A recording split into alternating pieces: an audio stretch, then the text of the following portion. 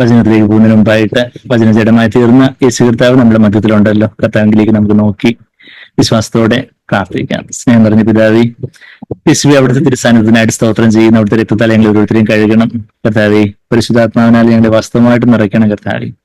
അവിടുത്തെ സാന്നിധ്യത്താൽ ഞങ്ങളെ മൂടിയാട്ടെ കർത്താവേ.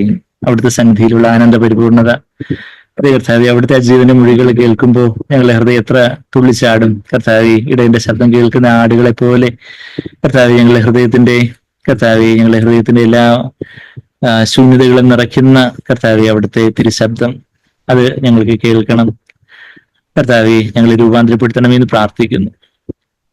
അവിടുത്തെ ആത്മാവിനാൽ ഞങ്ങളെ നിറച്ചാട്ടെ, അവിടുത്തെ സമൃദ്ധമായ ജീവനാൽ ഞങ്ങളെ നിറച്ചാട്ടെ, അവിടുത്തെ പുണ്യനാമത്തെ മഹത്വപ്പെടുത്തിയാട്ടെ. എല്ലാ യേശു കർത്താവിന്റെ വിലയേറിയ മധുരമുള്ള നാമത്തിൽ തന്നെ ആമീൻ. ആമീൻ. നമ്മള് വെളിപാട് പുസ്തകം 20-ാം അധ്യായം അതിന്റെ 6 വരെയുള്ള വാക്യങ്ങൾ നമ്മള് കഴിഞ്ഞ ആഴ്ചകളിൽ നമ്മള് അത് കണ്ടു. കർത്താവ് രണ്ടാമത് വരുമ്പോ കർത്താവ് ഒരു 1000 വർഷക്കാലം ഒരു ഭരണം ഈ ഭൂമിയിൽ ഉണ്ടാകും എന്നുള്ളൊരു കാര്യമാണ് നമ്മൾ കണ്ടുകൊണ്ടിരുന്നത്. ആ 1000 വർഷക്കാലത്തില് കർത്താവിന്റെ കൂടെ ആരാ വാഴുന്നത്? ജയാളികളാണ് വാഴുന്നത്. നമ്മള് അത് കർത്താവിന്റെ കൂടെ സിംഹാസനത്തിൽ വാഴുന്നവർ എവിടെ ഇരിക്കുന്നേ? താഴെ നിലത്ത് കുരണ്ടിയിട്ടിരിക്കുവോ? വാഴുന്നവരില്ല, വാഴുന്നവര് സിംഹാസനത്തിലായിരിക്കുന്നത്. അപ്പൊ കർത്താവിന്റെ കൂടെ ആർക്കാ ഇരിക്കാൻ വരം നൽകുമെന്ന് പറയുന്നത് വെളിപാട് പുസ്തകം. അതും ഏറ്റവും വെളിപാട് പുസ്തകത്തിലേക്ക് ആ 2-3 അധ്യായങ്ങളിൽ ഏറ്റവും മോശപ്പെട്ട ഒരു സഭയുണ്ടായിരുന്നു, അതായിരുന്നു ലവോദിക്ക സഭ. എന്നാൽ ആ ഏറ്റവും മോശപ്പെട്ട സഭയ്ക്ക് ഏറ്റവും അവര് അതുപോലെ റോക്ക് ബോട്ടത്തില്, അതുപോലെ പിറ്റില്, ആ ഒരു ചെളിക്കുഴി, അതുപോലെ വല്ലാത്ത ആത്മീയ അധപ്പതനത്തിലും പിന്മാറ്റത്തിലും ഉണ്ടായിരുന്ന ആ ലവോദിക്ക സഭ, ആ സഭയോടാണ് കർത്താവ് നിങ്ങളിപ്പോ ഈ ചെളിക്കുഴിയില് വല്ലാത്തൊരു അവസ്ഥയിലാണല്ലോ, എന്നാ ജയിച്ചാല് ഏറ്റവും ഉയരത്തില് എന്റെ കൂടെ, അതായത് എന്റെ കൂടെ എന്ന് പറയുമ്പോ എന്താ, ഈ ദൈവത്തിന് സമനാകാനാണ് ആരാഗ്രഹിച്ചത്? ലൂസിഫർ എന്ന് പറയുന്ന പ്രധാനപ്പെട്ട ദൈവദൂതൻ ആഗ്രഹിച്ചത്. എന്നാ ആ ദൈവത്തിന്റെ ആ സിംഹാസനത്തിൽ തന്നെ നമുക്കും കയറിയിരിക്കാം എന്ന് പറയുമ്പോൾ അത് എന്തോ സൃഷ്ടിയായിട്ടുള്ള നമ്മള്, അതും നീചപാപികളായിട്ടുള്ള നമുക്ക് അതിനായിട്ടൊരു സാധ്യതയാ കർത്താവ് വെച്ചിരിക്കുന്നത്. അത് എല്ലാവർക്കും പറ്റത്തില്ല. ആർക്കേ പറ്റത്തുള്ളൂ? നമ്മള് വെളിപാട് 3:21 വെളിപാട് 3-ാം അധ്യായത്തിലാണല്ലോ ലവോദിക്ക സഭയോടുള്ള ദൂത്.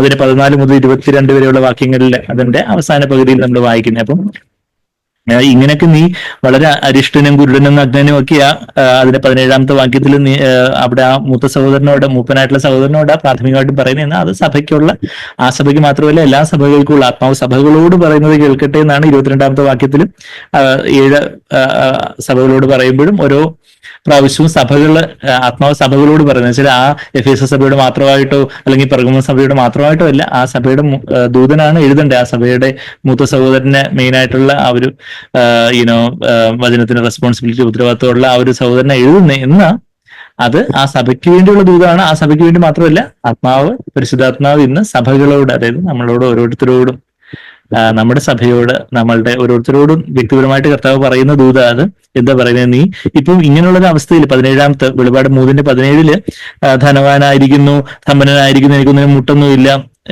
മുട്ടുമാറ്റി വെക്കൽ ശസ്ത്രക്രിയ വേണ്ട ആ മുട്ടിന്റെ കാര്യമല്ല, ബുദ്ധിമുട്ട്, അതായത് I have need of nothing, എനിക്ക് ആവശ്യമൊന്നുമില്ല, എനിക്ക് ഒന്നിനും കുറവില്ല എന്ന് പറഞ്ഞുകൊണ്ട് നീ നിർഭാഗ്യനും അരിഷ്ടനും ദരിദ്രനും കുരുടനും നഗ്നനും എന്ന് അറിയാതിരിക്കുകയാൽ അങ്ങനെയൊക്കെയുള്ള അവസ്ഥയാ. അതുകൊണ്ട് ഇന്ന് നീ ഇതൊക്കെ ചെന്ന് വാങ്ങിച്ചോണം.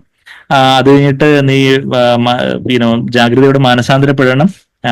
ഞാന് വാതിൽക്ക് നിന്ന് മുട്ടുവാണ്, ഇപ്പൊ ഞാന് സഭയുടെ പുറത്താ ഉള്ളത്, എന്നാൽ ഞാൻ വാതിൽക്ക് നിന്ന് മുട്ടുക, നിങ്ങളെ കഥ പറഞ്ഞാൽ ഞാൻ അകത്ത് വന്ന് നിങ്ങളോടുകൂടെ എന്നേക്കും വാഴുവാനായിട്ട് അത്താഴം കഴിക്കുന്ന പറയുമ്പോൾ എന്നേക്കും ഉള്ള ഒരു അത്താഴം, ഒരാള് വീട്ടിൽ വന്ന് അത്താഴം കഴിച്ചിട്ട് പിന്നെ നമ്മള് ഇന്നിവിടെ സ്റ്റേ ചെയ്തോളാൻ പറയും അല്ലെ, ഈ അർദ്ധരാത്രി പിന്നെയും യാത്ര ചെയ്യാൻ നമ്മൾ പറയത്തില്ല. അത്താഴം കഴിക്കുന്ന പറയുമ്പോൾ അവിടെ ഡൈൻ വിത്ത് യു എന്ന് പറയുമ്പോൾ അവിടെ ആ ഒരു ഡൈൻ, ആ ഒരു ഡിപ്നിയോ എന്നുള്ളൊരു വാക്ക് അവിടെ ഉപയോഗിച്ചിരിക്കുന്നത്. ഡൈറ്റ്നോൺ എന്ന് പറഞ്ഞാൽ supper, food taken at evening. ആ ഒരു ഡിന്നറിനെ കുറിച്ച് പറയുന്ന ആ ഒരു വാക്ക്, അത്താഴത്തെ കുറിച്ച് പറയുന്ന ആ ഒരു വാക്ക് അവിടെ ഗ്രീക്കിൽ ഉപയോഗിച്ചിരിക്കുന്നത്. I will dine with you, I will sup with you, അല്ലെങ്കിൽ സപ്പർ കഴിക്കും എന്ന് പറയുമ്പോൾ അവിടെ കർത്താവ് അവിടെ തന്നെ തങ്ങാൻ, കർത്താവ് എന്നേക്കുമായിട്ട് അവിടെ തന്നെ തങ്ങാൻ ആഗ്രഹിക്കുന്നത്. അങ്ങനെയൊക്കെ ആയിരിക്കും. അത് കഴിഞ്ഞിട്ടാ പറയുന്നത് വെളിപാട് 3:21 നമുക്ക് എല്ലാവർക്കും പരിചയമാണ് ഈ വാക്കുകൾ, നമ്മൾ എപ്പോഴും പറയുന്ന വാക്കുകൾ. എന്നാൽ നമ്മൾ എത്ര പേര് ഇത് ശ്രദ്ധയോടെ എടുത്ത് ഈ വാക്യങ്ങൾ എടുത്ത് നോക്കി ഈ വാക്യങ്ങളാൽ പിടിക്കപ്പെടുന്നുണ്ട്? അത് നോട്ടില് ഒന്ന് എഴുതി വെക്കൂ. ഗ്രാഫോ എന്നുള്ള ഗ്രീക്ക് വാക്കിനകത്ത് എഴുതുക എന്നാണ് വെളിപാട് പുസ്തകത്തില് 12 പ്രാവശ്യം എഴുതാനാ പറഞ്ഞിരിക്കുന്നത് നമ്മളോട്. 7 സഭകളോടും പിന്നെ 5 പ്രാവശ്യവും എഴുതാനാ പറഞ്ഞിരിക്കുന്നത്. യോഹന്നാൻ അപ്പോസ്തലനോട് എഴുതാൻ പറഞ്ഞിരിക്കുമ്പം നമ്മളോടും ദൈവാത്മാവ് നമ്മളോട് സംസാരിക്കുന്ന ദൈവവചനം നമ്മളോട് അത് പകരപ്പെടുമ്പം അത് നമ്മളൊരു നോട്ട്ബുക്കിൽ, ഒരു പേപ്പറായെങ്കിൽ ചിലപ്പം അത് കളഞ്ഞു പോകും. അതുകൊണ്ട് പ്രിഫറബിളി ഒരു നോട്ട്ബുക്കിൽ അങ്ങനെയൊക്കെ എഴുതി വെക്കുകയും അത് പിന്നീട് എടുത്ത് നോക്കുകയൊക്കെ ചെയ്യുന്നത് തീർച്ചയായിട്ടും അത് പ്രയോജനപ്പെടും. അല്ലെങ്കിൽ നമുക്ക് ഇതെല്ലാം അങ്ങ് കേൾക്കുന്നതെല്ലാം ഒഴുകിപ്പോവും. ഒഴുകി പോകാതിരിക്കാൻ സൂക്ഷിക്കണമെന്ന എബ്രായർ 2-ാം അധ്യായത്തിൽ നമ്മൾ വായിക്കുന്ന ആ വാക്യം അറിയാമല്ലോ അല്ലേ? എബ്രായർ 2-ാം അധ്യായത്തില് അതിന്റെ 1-ാമത്തെ വാക്യം മലയാളത്തില് ഇംഗ്ലീഷിൽ 1-ാമത്തെ വാക്യം, മലയാളത്തിൽ 1-ാമത്തെ വാക്യം തന്നെ. 2-ാം അധ്യായത്തിന്, എബ്രായർ 2-ാം അധ്യായത്തിന് 1-ാമത്തെ വാക്യം. അതുകൊണ്ട് നാം വല്ലപ്പോഴും ഒഴുകി പോകാതിരിക്കേണ്ടതിന്, ഈ കപ്പലൊക്കെ ആങ്കർ അല്ലെങ്കിൽ നങ്കൂറ് വിട്ടില്ലെങ്കിൽ ഒഴുകിപ്പോവും. ആ കപ്പലിന്റെ നങ്കൂരത്തെക്കുറിച്ച് അതിവിശുദ്ധ സ്ഥലത്തെ തിരശ്ശീലയ്ക്ക് അപ്പുറമുള്ള നങ്കൂരത്തെക്കുറിച്ച് ഇതേ എബ്രായർ 6:20 നമ്മൾ വായിക്കുന്നുണ്ട്. അപ്പം വല്ലപ്പോഴും ഒഴുകി പോകാതിരിക്കേണ്ടതിന് കേട്ടത് അധികം ശ്രദ്ധയോടെ കരുതിക്കൊള്ളുവാൻ ആവശ്യമാകുന്നു. അപ്പൊ നമ്മൾ കേൾക്കുന്നത് ദൈവാത്മാവ് നമ്മുടെ ഹൃദയങ്ങളോട് സംസാരിക്കുന്ന കാര്യങ്ങള് അത് അധികം ശ്രദ്ധയോടെ, അതല്ലെങ്കിൽ ഒഴുകിപ്പോവും. അതെല്ലാം അങ്ങ് നമ്മള് ആ വചനത്തിന്റെ ആ ഒരു പ്രത്യാശയുടെ ഒരു നങ്കൂരം അതിവിശുദ്ധ സ്ഥലത്ത് ആത്മാവില് അത് സംഗ്രഹിച്ചില്ലെങ്കിൽ കുറച്ച് കഴിയുമ്പോൾ ഈ കാര്യങ്ങളൊക്കെ അങ്ങ് എവിടെയോ പോയി, എന്തൊക്കെയോ കേട്ടു, അതൊന്നും പ്രയോജനപ്പെടാതെ അത് വിശ്വാസത്തോടെ അത് മിക്സ് ചെയ്തില്ല. നമ്മള് ചോറൊക്കെ കൂട്ടി ഇങ്ങനെ ഉരുട്ടി കഴിക്കുന്നെന്ന് പറഞ്ഞതുപോലെ നമ്മൾ കേൾക്കുന്ന വചനങ്ങള് വിശ്വാസം കൊണ്ട് മിക്സ് ചെയ്യണമെന്നാ ഇവിടെ എഴുതിയിരിക്കുന്നത്. എബ്രായർ 4-ാം അധ്യായത്തില് അതിന്റെ 2-ാമത്തെ വാക്യത്തില്, എബ്രായർ 2:1 ഇപ്പം വായിച്ച്, എബ്രായർ 4:2 ഞാനിപ്പം വായിക്കുന്നേ. അവരെ പോലെ നാം ഒരു സദ്വർത്തമാനം കേട്ടവനാകുന്നു. സദ്വർത്തമാനമൊക്കെ കേൾക്കുക എല്ലാ ആഴ്ചയും, നമ്മൾ വീണ്ടും ദൈവത്തിന്റെ സദ്വർത്തമാനം, കർത്താവിന്റെ സുവിശേഷം, സ്വസ്ഥതയിലേക്ക് പ്രവേശിക്കുവാനുള്ള കർത്താവിന്റെ ആഹ്വാനം ഒക്കെ കേൾക്കുന്നു. എങ്കിലും കേട്ടവരിൽ വിശ്വാസമായി പരിണമിക്കായകൊണ്ട്, മലയാളത്തിൽ അങ്ങനെ എഴുതിയിരിക്കുന്നത്, വിശ്വാസമായി പരിണമിക്കായകൊണ്ട് കേട്ട വചനം അവർക്ക് ഉപകാരമായി വന്നില്ല. എന്നാൽ ഇംഗ്ലീഷിലും ഗ്രീക്കിലും എന്താ എഴുതിയിരിക്കുന്നത് പറഞ്ഞാൽ, because it was not united by faith in those who heard. അത് യുണൈറ്റഡ് എന്നുള്ള വാക്ക് എന്താ എഴുതിയിരിക്കുന്നത്, അതിന്റെ ഗ്രീക്ക് വാക്ക് എന്താന്ന് വെച്ചാൽ സിക്കേർനമൈ എന്ന് പറഞ്ഞൊരു വാക്ക. ഈ മലയാളം ഇങ്ങനെ നമ്മള് കുറച്ചുപേർക്ക് നന്നായിട്ട് നാക്ക് പഠിച്ചാൽ ഈ ഗ്രീക്ക് വാക്കുകളൊക്കെ പ്രൊനൗൺസ് ചെയ്യാനൊക്കത്തുള്ളൂ. സിക്കേർനമി എന്നുള്ളൊരു വാക്ക് അവിടെ ഉപയോഗിക്കുന്നത്. SYN സിങ്ക്, നമ്മൾ സിങ്ക്രണൈസ് ചെയ്യുന്ന, നമ്മുടെ മൊബൈലൊക്കെ സിങ്ക് ചെയ്യുന്നതൊക്കെ നമ്മൾ കേൾക്കുക. അപ്പൊ സിക്കേർണമൈ എന്ന് പറഞ്ഞാല് മിക്സ് ടുഗദർ, യുണൈറ്റ്, നമ്മളിങ്ങനെ കൂട്ടിക്കുഴച്ച്, അതായത് യുണൈറ്റ് ചെയ്ത് എന്ന് പറഞ്ഞ വിശ്വാസത്തുമായിട്ട് ഈ വചനം നമ്മൾ കേൾക്കുമ്പോൾ അത് ഏതാണ്ട് ഈ സൗകര്യം എന്തൊക്കെയോ ഇരുന്ന് പറയുന്നു. എന്തൊക്കെയോ നമ്മുടെ ഒരു വഴിപാട് പോക്കിന് മാതിരി ഒരു ചടങ്ങാചാരം എന്ന് നമ്മുടെ തമിഴ് സഹോദരങ്ങൾ പറയുന്ന കണക്ക് റിച്വലായിട്ട് ഒരു ചടങ്ങ് മാതിരി നമ്മളതങ്ങ് അങ്ങനെ പോകാം. എന്നാൽ കർത്താവിന് എന്നോട് സംസാരിക്കാൻ ആഗ്രഹിക്കുന്ന ദൈവാത്മാവിന്റെ ശബ്ദമാണെന്നത് ബലമതിച്ച് അതിനെ വിശ്വാസത്തോടെ ദൈവത്തിൽ നിന്ന് വരുന്ന ഒരു വാക്കായിട്ട് എടുത്ത്, കർത്താവെ അവിടുത്തെ വാക്ക് പോലെ എന്നിലാവട്ടെ എന്ന് ആ യേശുവിന്റെ അമ്മയായ മറിയം ദൂതം കൊണ്ടുവന്ന, ഗബ്രിയേൽ മാലാഖ കൊണ്ടുവന്ന ആ ദൈവത്തിന്റെ വചനമാകുന്ന കെടാത്ത ബീജം അത് തന്റെ ഹൃദയത്തിലേക്ക്, തന്നിലേക്ക് യേശുവിന്റെ അമ്മയായിട്ടുള്ള മറിയം സ്വീകരിച്ചതുപോലെ അത് യേശുവിന്റെ ഭൗതിക ശരീരമായി മറിയത്തിന്റെ ഉദരത്തിൽ ഉരുവായതുപോലെ നമ്മളുടെ ആത്മാവാകുന്ന ഗർഭപാത്രത്തിൽ യേശുവിന്റെ ആത്മീയ ശരീരം എന്ന് പറഞ്ഞാൽ യേശുവിന്റെ ആ ദിവ്യ സ്വഭാവം നമ്മുടെ ആത്മശരീരത്തിന്റെ പോഷണമായിട്ട് ആയിത്തീരണമെങ്കിൽ നമ്മൾ വിശ്വാസത്തോടെ അവിടുത്തെ വചനം പോലെ ഇനിയിലാവട്ടെ എന്ന് ലൂക്കോസ് 1:38 യേശുവിന്റെ അമ്മയായിട്ടുള്ള മറിയം പറഞ്ഞതുപോലെ നമ്മൾ വിശ്വാസത്തോടെ കർത്താവേ അവിടുത്തെ വചനം പോലെ ആവട്ടെ എന്ന് പറഞ്ഞ വിശ്വാസം എന്ന് പറഞ്ഞാൽ എന്താ? ഒരു ആശ്രയമോ വിശ്വാസം എന്ന് പറഞ്ഞാൽ നമ്മൾ സാഗ്ബേറിന് കേട്ടുള്ളത് പോലെ helpless child like dependence and confidence in God. ദൈവത്തിലുള്ള നിസ്സഹായതയോടെ ഉള്ള ഒരു ആശ്രയം, നിസ്സഹായതയുള്ള ഒരു ആശ്രയമാണ് വിശ്വാസം എന്ന് പറയുന്നത്. അപ്പൊ ആ നിസ്സഹായതയോടെ ഒരു ശിശു സഹജമായി ഒരു കൊച്ചു കുഞ്ഞിനെ പോലെ ഒരു നിസ്സഹായതയോടെ നമ്മൾ ഈ കർത്താവിലുള്ള ആശ്രയമാണ് യഥാർത്ഥത്തിലുള്ള വിശ്വാസം. കൊമ്പ് മുന്തിരികളിൽ വസിക്കുന്നത് ഒരു വിശ്വാസത്തിന്റെ ചിത്രമായിട്ട് നമ്മളെപ്പോഴും പലപ്പോഴും സാഗ്ബേറിൽ നമ്മൾ കേട്ടിട്ടുള്ളത് പോലെ, അതുപോലെ നമ്മൾ അങ്ങനെ ദൈവത്തിന്റെ വചനത്തിനായിട്ട് നമ്മളെ തന്നെ ഏൽപ്പിച്ചു കൊടുക്കും. കർത്താവേ, ഈ വചനം എന്നിലും ജഡമായി തീരും. യേശുവിന്റെ വചനം ജഡമായി തീർന്നത് പോലെ എന്നിലും ഈ വചനം എന്റെ ആത്മശരീരത്തിന്റെ ഭാഗമായിട്ട് മാറും. നമ്മൾ കഴിക്കുന്ന ഭൗതിക ഭക്ഷണം നമ്മളുടെ മസിലും ബോണും ബ്ലഡും ഒക്കെ ആയി തീരുന്നത് പോലെ, പല പല ടിഷ്യൂസിന്റെ ഭാഗമാകുന്നത് പോലെ, കോശ സംഹിതകളുടെ ഭാഗമാകുന്നത് പോലെ നമ്മള് കേൾക്കുന്ന നമ്മളുടെ വ്യക്തിപരമായിട്ടുള്ള നമ്മളുടെ ധ്യാനത്തിലാവട്ടെ, നമ്മുടെ സഭയിലൂടെ കേൾക്കുന്നതായിട്ടുള്ള ദൈവത്തിന്റെ വചനം അത് നമ്മുടെ ആത്മാവിന്റെ ഭാഗമായി തീരും. കർത്താവിന് ഈ വാക്ക് എനിക്ക് വേണ്ടിയുള്ളതാണെന്നുള്ള, ഇത് ആർക്കോ വേണ്ടി എഴുതിയിരിക്കുന്നില്ല, എന്നെക്കുറിച്ച് തിരുവചനത്തിൽ എഴുതിയിരിക്കുന്നു, പുസ്തകച്ചുരുൾ എന്നെ കുറിച്ച് എഴുതിയിരിക്കുന്നത് എബ്രായർ 10:5 നമ്മൾ വായിക്കുന്നത് പോലെ, അങ്ങനെ നമുക്കായിട്ട് എടുക്കുമ്പോൾ എന്താ അത് നമുക്ക് ജീവനായി തീരും. ഞാൻ ഈ പറഞ്ഞു വന്നത് എന്താ, ഈ സഹസ്രാബ്ദ വാഴ്ചയിൽ കർത്താവിനോടുകൂടി വാഴുന്ന കാര്യം പറഞ്ഞു. ആ വാഴുന്നത് ആരാ? വെളിപാട് 3:21.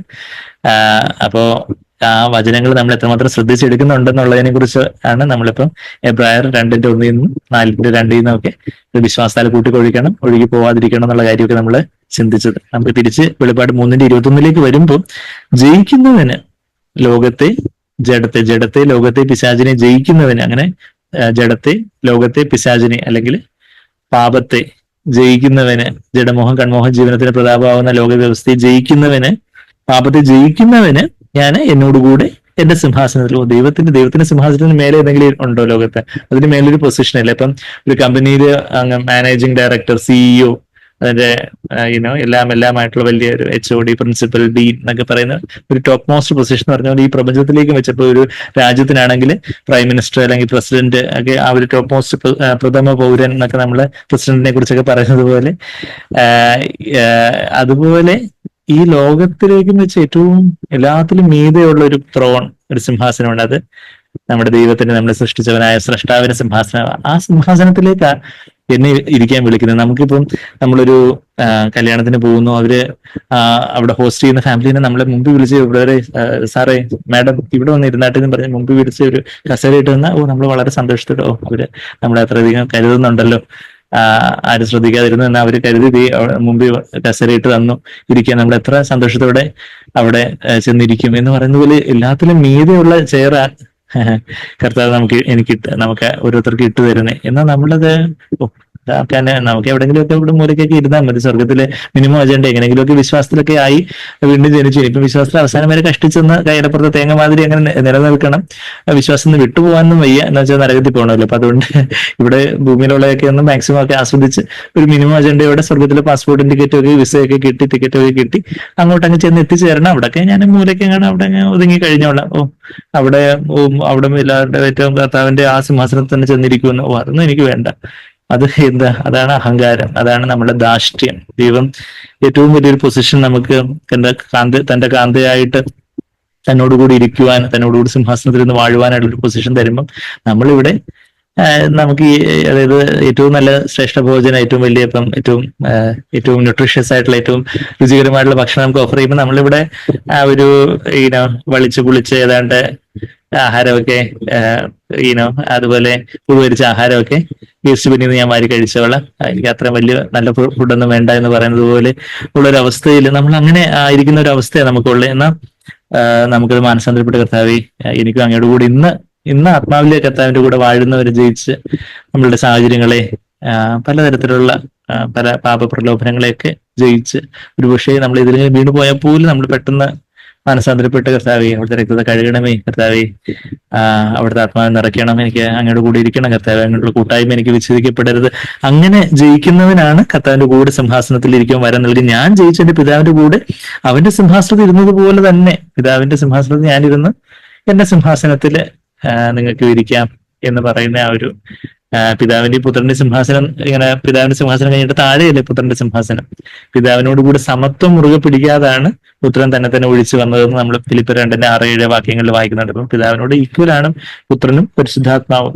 അപ്പൊ പിതാവിന്റെയും പുത്രന്റെയും സിംഹാസനത്തിൽ നിന്ന് ഒഴുകുന്ന പരിശുദ്ധാത്മാവെന്നാണ് നമ്മൾ വെളിപാട് 22, അതായത് പിതാവിന്റെ സിംഹാസനം അത് കഴിഞ്ഞിട്ട് കുറച്ചൊരു താഴെ ഒരു യുനോ പുത്രന്റെ സിംഹാസനം, പിന്നെ പരിശുദ്ധാത്മ സിംഹാസനം താഴെ, അങ്ങനെ 3 ദൈവങ്ങളല്ല, ഒരു ദൈവമേ ഉള്ളൂ. ഒരു ദൈവം എന്ന 3 വ്യക്തിത്വങ്ങളായിട്ട് ദൈവം സ്ഥിതി ചെയ്യുന്നു നിത്യത മുതൽക്കേ. നമ്മൾ വെളിപാട് 22-ന്റെ 1-ാമത്തെ വാക്യത്തിൽ വീതിയുടെ നടുവിൽ ദൈവത്തിന്റെയും കുഞ്ഞാടിന്റെയും സിംഹാസനങ്ങളിൽ നിന്നല്ല, സിംഹാസനത്തിൽ നിന്ന്, throne of God, not thrones of God, thrones of God and of the lamb അല്ല, ദൈവത്തിന്റെ സിംഹാസനത്തിന്റെ throne of God and of the lamb, ദൈവത്തിന്റെയും കുഞ്ഞാടിന്റെയും. വെളിപാട് 22-ന്റെ, അതായത് വെളിപാട് പുസ്തകം അവസാനത്തെ അധ്യായം, ബൈബിളിലെ അവസാനത്തെ അധ്യായത്തിന്റെ 1-ാമത്തെ വാക്യം, വീതിയുടെ നടുവിൽ ദൈവത്തിന്റെയും കുഞ്ഞാടിന്റെയും സിംഹാസനത്തിൽ നിന്ന് പുറപ്പെടുന്നതായി പളങ്കു പോലെ ശുഭമായ ജീവജല നദിയും അവനെ കാണിച്ചു. ദൈവവും കുഞ്ഞാടും, പിതാവും പുത്രനും, ശുഭമായ നദി പരിശുദ്ധാത്മാവും അവനെ കാണിച്ചു. അപ്പൊ ആ സിംഹാസനത്തിൽ നിന്ന് ഒഴുകി വരുന്ന ശുഭമായ ആ ജീവജല നദി. അപ്പോ ആ ഒരു സിംഹാസനമേ ഉള്ളൂ. ആ സിംഹാസനത്തില് നമ്മളെയും കൂടി ഇരുത്താനായിട്ട് 144,000 പേരെന്നുള്ള ഒരു കാൽപ്പനികം. അപ്പൊ 144,000 പേർക്ക് എങ്ങനെ ഒരുമിച്ച് സിംഹാസനത്തിൽ ഇരിക്കാൻ പറ്റുന്നതെന്ന് ചോദിക്കരുതെന്ന്. നിത്യതയിൽ അത് ആത്മീയമായിട്ടുള്ള ഒരു അവസ്ഥയിൽ അത് അങ്ങനെ സാധ്യമാവും. ദൈവത്തിനെ കൊണ്ട് എന്നാൽ സാധ്യമല്ലാത്ത നമ്മളുടെ ഈ ഒന്നൊന്നൊരു ബുദ്ധിയിൽ അതൊന്നും അടങ്ങത്തില്ല. എന്ന് കർത്താവിന്റെ വലത്തും അപ്പുറവും ഇപ്പുറവും ഇരിക്കാൻ വരം നൽകണമെന്ന് യാക്കോബിന്റെയും യോഹന്നാന്റെ അമ്മ എന്ന് ചോദിക്കുമ്പോൾ അത് പിതാവ് ഓൾറെഡി അത് നിയമിച്ചിട്ടുള്ളവർക്ക്, അത് ആ ഒരു കർത്താവ് കടന്നു പോകുന്ന അതേപോലൊരു സ്നാനം, ആ ഒരു സഫറിങ്സിന്റെ ആ ഒരു കഷ്ടതകളുടെ ആ ഒരു സ്നാനമൊക്കെ ഇട്ട് അതുപോലെ ഉള്ളവരായിരിക്കും. നമ്മുടെ സാഗ്ബേറിന് കേട്ടിട്ടുള്ളത് പോലെ, അതായത് ഏറ്റവും അധികം തന്നെ ഈ ഭൂമിയിൽ താഴ്ത്തിയവൻ ആരെന്ന് വെച്ചാൽ യേശു കർത്താവ്. എന്നാൽ യേശുവിന് ശേഷം ഏറ്റവും അധികം തന്നെ താഴ്ത്തിയ 2 പേരായിരിക്കും കർത്താവിന് അപ്പുറവും ഇപ്പുറവും ഇരിക്കാനായിട്ട്. കർത്താവിന് പക്ഷഭേദമില്ല. അതിപ്പം ഒരുപക്ഷെ ആരാലും അറിയപ്പെടാത്ത ഒരു പാവപ്പെട്ട ഒരു വിധവയോ അതുപോലെ ഒരു പാവം പിടിച്ച ആരെങ്കിലും ആയിരിക്കാം.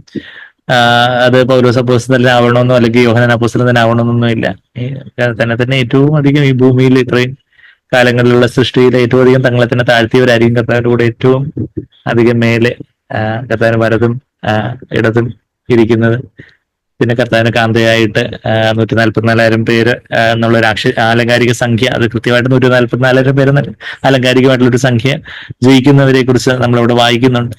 അപ്പൊ അതിലേക്ക് കർത്താവ് നമ്മൾ വിളിക്കുന്നത്, അതാണ് നമ്മൾ കേട്ടുകൊണ്ടിരുന്നത്. വെളിപാട് 20-ാം അധ്യായത്തിന്റെ 4-6 വാക്യങ്ങളിൽ നമ്മൾ രാജാക്കന്മാരും പുരോഹിതന്മാരുമായിട്ട് വാഴുന്നതിന്റെ ഒരു കാര്യമൊക്കെ നമ്മൾ കഴിഞ്ഞ ആഴ്ചകളിലൊക്കെ കേട്ടുകൊണ്ടിരുന്നു. അപ്പൊ അതിന്റെ ആ എക്സ്പ്ലനേഷൻ നമ്മൾ അന്തിമോചനം പുസ്തകം, സാക്ഷ്യനും അന്തിമോചനം പുസ്തകത്തിന്റെ 5-6 വാക്യങ്ങൾ നമ്മള് കുറച്ച് ആഴ്ചകളായിട്ട് തന്നെ ആ കാര്യങ്ങളെല്ലാം ചിന്തിച്ച് തീർത്തു. ഇനിയിപ്പോ നമ്മൾ വെളിപാട് പുസ്തകം 20-ാം അധ്യായത്തിന്റെ 7-8 വാക്യങ്ങളുടെ അന്തിമോചനം പുസ്തകത്തിലെ ആ കറസ്പോണ്ടിങ് ആയിട്ടുള്ള പോർഷന് ഇപ്പം ജേക്കബ് ആ വാക്യം ആ പോർഷൻ വായിക്കുമ്പോൾ അജ്ബേർ അത് അന്തിമോചനം പുസ്തകത്തിന്റെ അതിന്റെ സോഫ്റ്റ് കോപ്പി പ്രകാരം ഡിസ്പ്ലേ ചെയ്യുമല്ലോ. വാക്യം 7-8.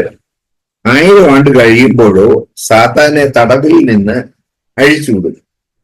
അവൻ ഭൂമിയുടെ 4 ദിക്കുകളിലുള്ള ജാതികളായി സംഖ്യയിൽ കടൽ പോത്തെ മണൽ പോലെയുള്ള ഗോഗ് മാഗോഗ് എന്നിവരെ യുദ്ധത്തിനായി കൂട്ടിച്ചേർക്കേണ്ടതിന് വശീകരിപ്പാൻ പുറപ്പെടും. 1000 ആണ്ട് വാഴ്ചയുടെ അവസാനത്തിൽ സാത്താനെ തടങ്കലിൽ നിന്ന് മോചിപ്പിക്കും. അവനെ വീണ്ടും ഭൂമി സന്ദർശിക്കുവാനുള്ള അനുമതി ലഭിക്കും. ദൈവം എന്തിനാണ് ഇത് അനുവദിക്കുന്നത്? മനുഷ്യന്റെ ദുഷ്ട സ്വഭാവം എല്ലാവരെയും കാണിക്കേണ്ടതിനാണിത്. ക്രിസ്തുവിന്റെ സഹസ്രാബ്ദവാഴ്ച കാലം വലിയ സമാധാനത്തിന്റെ കാലമായിരിക്കും. യേശു രാജാവിന്റെയും തന്നോടൊപ്പം ലോകം വാഴുന്ന വിശുദ്ധന്മാരുടെയും നന്മയും താഴ്മയും ലോകത്തിന് കാണാനും മനസ്സിലാക്കാനും ഉള്ള അവസരം കൂടിയാണിത്. ഇന്നത്തെ ദുഷ്ടരായ ഭരണാധികാരികളിൽ നിന്ന് തികച്ചും വ്യത്യസ്തരായിരിക്കും അവർ. മൃഗങ്ങൾക്ക് പോലും ഈ ഭരണകാലം ഏറെ ആഹ്ലാദപ്രദം ആയിരിക്കും. എന്നാൽ യേശു ഇരുമ്പ് ദണ്ഡുകൊണ്ടായിരിക്കും ഭരിക്കുക. കാരണം അമർച്ച ചെയ്യപ്പെടേണ്ട പാപികൾ അന്നും ഭൂമിയിൽ ഉണ്ടായിരിക്കും. ഹൃദയത്തിലെ മത്സരം ഉപേക്ഷിക്കാതെ ഒരു വ്യത്യാസവും വരാത്തവരായി പാപികളായ ആളുകൾ തുടരും. എന്നാൽ ഭയം മൂലം അവർ അനുസരണക്കേട് കാട്ടുന്നില്ലെന്ന് മാത്രം. 6000 വർഷത്തെ സാത്താന്യ ഭരണത്തെ സഹസ്രാബ്ദ വാഴ്ചയും ആയി താരതമ്യം ചെയ്യുന്ന ഒരാൾക്ക് തീർച്ചയായും ലോകവും യേശുവിനെ സസന്തോഷം രാജാവായി സ്വീകരിക്കുമെന്നാവും കരുതുക. എന്നാൽ അങ്ങനെയല്ല. അല്പകാലത്തേക്ക് സ്വതന്ത്രനാകുന്ന സാത്താന് കർത്താവിനോടുള്ള മത്സരത്തിൽ കൂട്ടാളികളായി കോടിക്കണക്കിന് ആളുകളെ, അതായത് കടൽപ്പുറത്തെ മണൽ പോലെ അസംഖ്യം ആളുകളെ കൂട്ടിച്ചേർക്കുവാൻ കഴിയുമെന്നത് തികച്ചും അത്ഭുതാവഹമല്ലേ? ആളുകൾ ഇപ്പോഴും സാത്താനെ അനുഗമിക്കാൻ ഇഷ്ടപ്പെടുന്നു എന്നത് അവിശ്വസനീയം തന്നെ. മനുഷ്യ ഹൃദയത്തിന്റെ കാപട്യത്തെ അങ്ങനെ ദൈവം എല്ലാവരുടെയും മുമ്പിൽ വെളിവാക്കുന്നു. ഇവിടെ വീണ്ടും സാത്താൻ ആളുകളെ വശീകരിക്കും, ഭയപ്പെടുത്തും എന്നല്ല, വശീകരിക്കും എന്നാണ് രേഖപ്പെടുത്തിയിരിക്കുന്നത് എന്ന കാര്യം ശ്രദ്ധിക്കുക. ഒരിക്കൽ കൂടി അവൻ ആളുകളോട് ഇങ്ങനെ മന്ത്രിക്കും: ദൈവത്തിന്റെ കൽപ്പനകൾ ഭാരമുള്ളവയാണ്. കഴിഞ്ഞ 1000 വർഷങ്ങളായി നിങ്ങളുടെ മോഹങ്ങളെ തൃപ്തിപ്പെടുത്തുവാൻ കഴിഞ്ഞില്ല. ദൈവത്തെ അനുസരിക്കേണ്ടി വന്നതിനാൽ നിങ്ങൾക്ക് ഒരു രസവും ഉണ്ടായിരുന്നില്ല. ഇപ്പോൾ എന്റെ അടുത്ത് വരിക, എല്ലാം മതിമറന്ന് ആസ്വദിക്കുക. 6000 വർഷം അവൻ ആളുകളോട് പറഞ്ഞുകൊണ്ടിരുന്നതും അനേകർ വിശ്വസിച്ചതും ഈ കാര്യങ്ങൾ തന്നെയാണ്. എന്നാൽ അത്ഭുതാവഹമായി തോന്നുന്നത് 1000 ആണ്ട് വാഴ്ചയ്ക്ക് ശേഷവും അവന്റെ വാക്കുകൾ വിശ്വസിപ്പാനും വഴിവിട്ടു പോകുവാനും കോടിക്കണക്കിന് ആളുകൾ ഉണ്ടല്ലോ എന്നതാണ്. ക്രിസ്തുവിന്റെ സഹസ്രാബ്ദ വാഴ്ചയുടെ ശേഷവും സ്വന്തം മോഹങ്ങൾക്ക് അനുസരിച്ച് ജീവിക്കാനായി സാത്താനെ തിരഞ്ഞെടുക്കുന്ന ആദാമ്യ വംശത്തിന്റെ മാനസിക ജീർണത ഇങ്ങനെ ദൈവം പ്രപഞ്ചത്തിന് മുമ്പിൽ തുറന്നു കാണുന്നു. ഗോഗിനെയും മാഗോഗിനെയും കുറിച്ചുള്ള പരാമർശം ഇവിടെ വീണ്ടും കാണുന്നു.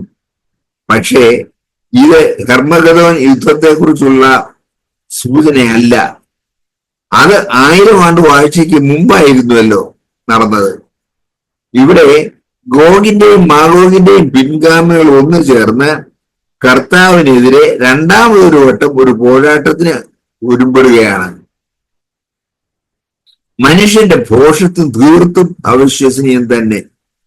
പ്രാഥമിക പാഠങ്ങൾ പോലും അവൻ ഒരിക്കലും പഠിക്കുമെന്ന് തോന്നുന്നില്ല. ബൈബിൾ പറയുന്നത് പോലെ മനുഷ്യന്റെ ഹൃദയം എല്ലാറ്റിനേക്കാളും കപടമുള്ളതാണ്. അവന്റെ ജഡത്തിൽ ഒരു നന്മയും വസിക്കുന്നില്ല. ഇരമ്യാവ് 17:5, റോമർ 7:18. അന്ത്യകാലത്ത് ഈ വസ്തുത നിങ്ങൾ തീർത്തും ശരിവെക്കുന്നു അവരുടെ ഈ സംരംഭങ്ങൾ. അപ്പോൾ നമ്മൾ ഇപ്പൊ എന്താ കേട്ടത്? വെളിപാട് പുസ്തകം 20-ാം അധ്യായത്തിന്റെ 7-8 വാക്യങ്ങൾ നമ്മൾ വായിച്ചു കേട്ടു.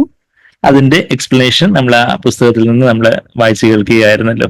അപ്പം നമ്മൾ 6-ാമത്തെ വാക്യം, 4-ാമത്തെ വാക്യം, 6-ാമത്തെ വാക്യത്തിലൊക്കെ വാഴും, 1000 വർഷക്കാലം വാഴും. 1000 വർഷക്കാലം കഴിയുമ്പോഴോ, അതാ 7-ാമത്തെ വാക്യം, 1000 ആണ്ട് കഴിയുമ്പോഴോ സാത്താനെ തടവിൽ നിന്ന് അഴിച്ചുവിടും. അതായത് കുറച്ചു നേരത്തേക്ക് പട്ടിയെ കൂട്ടിലടക്കി കുറച്ച് കഴിയുമ്പോൾ അടച്ചുവിടുന്ന് പറഞ്ഞത് ഇതിനെ കുറച്ച് കഴിയുമ്പോഴത്തേക്കും ഈ 1000 വർഷക്കാലം കഴിയുമ്പോഴത്തേക്കും ബോട്ടംലെസ് പിറ്റ് അഗാധത്തിൽ നിന്ന് ദൈവം അഴിച്ചുവിടും. എന്തിനു വേണ്ടി അഴിച്ചുവിടുന്നതെന്ന് ചോദിച്ചാൽ നമ്മളിപ്പം കേട്ടതുപോലെ മനുഷ്യന്റെ ആ ദുഷ്ടഹൃദയം ഇപ്പോഴും മാറിയിട്ടില്ല. അതായത് പുനരുദ്ധാന ശരീരത്തോടുകൂടി ദൈവമക്കള് 1000 വർഷക്കാലം കർത്താവിനോടുകൂടി വാഴുന്നവരും കർത്താവിന്റെ രാജ്യത്തില് അതുപോലെയുള്ള ഉത്തരവാദിത്തങ്ങൾ എടുക്കുന്നവരും ഒക്കെ ഉണ്ട്. 100 മിനിയും 60 മിനിയും 30 മിനിയും വിളയുന്നവരെല്ലാം അവിടെ ആ ഒരു സഹസ്രാബ്ദ വാഴ്ചയില് അതിൻ്റെതായ രീതി, അതിൻ്റെതായ പ്രതിഫലങ്ങളോടുകൂടി, അതിൻ്റെതായ ഉത്തരവാദിത്തങ്ങളോടുകൂടി നമ്മള് സഹസ്രാബ്ദ വാഴ്ച 1000 വർഷക്കാലം പുനരുദ്ധാന ശരീരത്തോടുകൂടി നമ്മളായിരിക്കും. എന്നാൽ അന്നും ജനനങ്ങളും മരണങ്ങളും ഒക്കെ ഉണ്ടായിരിക്കും എന്നുള്ള കാര്യമൊക്കെ നമ്മൾ കേട്ടു. അത് കഴിഞ്ഞ ആഴ്ച നമ്മൾ ആ പോർഷനൊക്കെ സക്കരിയാവിന്റെ പുസ്തകത്തിൽ നിന്നും യേശയ്യാവിന്റെ പുസ്തകത്തിൽ നിന്നൊക്കെ ആ വാക്യങ്ങളൊക്കെ നമ്മൾ വായിച്ചല്ലോ. എന്നാൽ ഈ 1000 വർഷക്കാലം കഴിഞ്ഞതിന് ശേഷവും അപ്പൊ ആ സമയത്ത് കർത്താവ് രണ്ടാമത് വരുന്ന സമയത്ത് ഭൂമിയിലുള്ള അവിശ്വാസികളായിട്ട്, അതായത് അർമഗദോൻ യുദ്ധത്തിൽ കൊല്ലപ്പെടാത്തതായിട്ടുള്ള ഭൂമിയിലുള്ള അന്ന് ജീവിച്ചിരിക്കുന്ന മനുഷ്യര് കർത്താവിന്റെ ഈ സഹസ്രാബ്ദ വാഴ്ച, ആ അവിശ്വാസികൾ സഹസ്രാബ്ദ വാഴ്ച, കർത്താവിന്റെ ഏറ്റവും നന്മയുള്ള ഈ ഭരണം കാണുന്നതാണ്. 6000 വർഷമായിട്ട് മനുഷ്യനെ സൃഷ്ടിച്ചിട്ട് ബൈബിൾ പ്രകാരം ഏകദേശം 6000 വർഷമായി നമുക്ക് കണക്ക് കൂട്ടാൻ പറ്റുന്നത്. ആ ഒരു തലമുറകളുടെയൊക്കെ കണക്കുകളൊക്കെ വെച്ച് നമ്മൾ നോക്കുമ്പോൾ, വംശാവലിയുടെ കണക്കുകളൊക്കെ വെച്ച് നോക്കുമ്പോൾ, അപ്പം ഈ 6000 വർഷക്കാലം ഈ ലോകം സാത്താൻ അധീനതയിലായിരുന്നു. ദൈവം സൃഷ്ടിച്ചപ്പം ആദാമിനോട് ഇതെല്ലാം വാഴുക എന്ന് പറഞ്ഞുവെങ്കിൽ പോലും ആദാം വാഴാതെ ആദാം സാത്താന്റെ കാൽക്കൽ വീഴുന്നൊരവസ്ഥയാണ് ഉണ്ടായത്. എങ്ങനെയാ? ആദാം അവയും പാപം ചെയ്തു, അങ്ങനെ ദൈവതേജസ് ഇല്ലാത്തവരായി തീർന്നു. അങ്ങനെ അവര് ഏദൻ തോട്ടത്തിൽ നിന്ന് പുറത്താക്കപ്പെടുമ്പോൾ സാത്താന്റെ വാക്കിന് കീഴടങ്ങി പാപം ചെയ്യുമ്പോൾ സാത്താന് ഈ ലോകത്തിന്റെ മേലുള്ള ഒരു അധികാരം കൈമാറുന്നത് പോലെയുള്ള ഒരു പ്രക്രിയ അവിടെ നടന്നത്.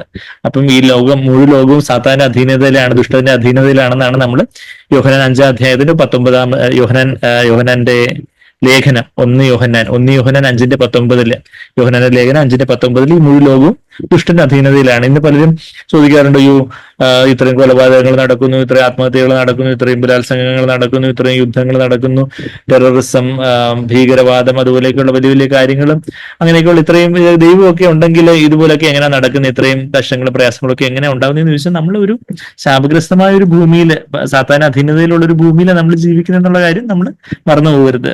നല്ലവനായ ഒരു ദൈവം ഉണ്ട് എന്ന മനുഷ്യൻ ബോധപൂർവം സാത്താന്റെ വഴികളെ, ലോകത്തിന്റെ വഴികളെ, സ്വന്തം ജഡത്തിന്റെ വഴികളെയൊക്കെ തെരഞ്ഞെടുത്തത് കൊണ്ട്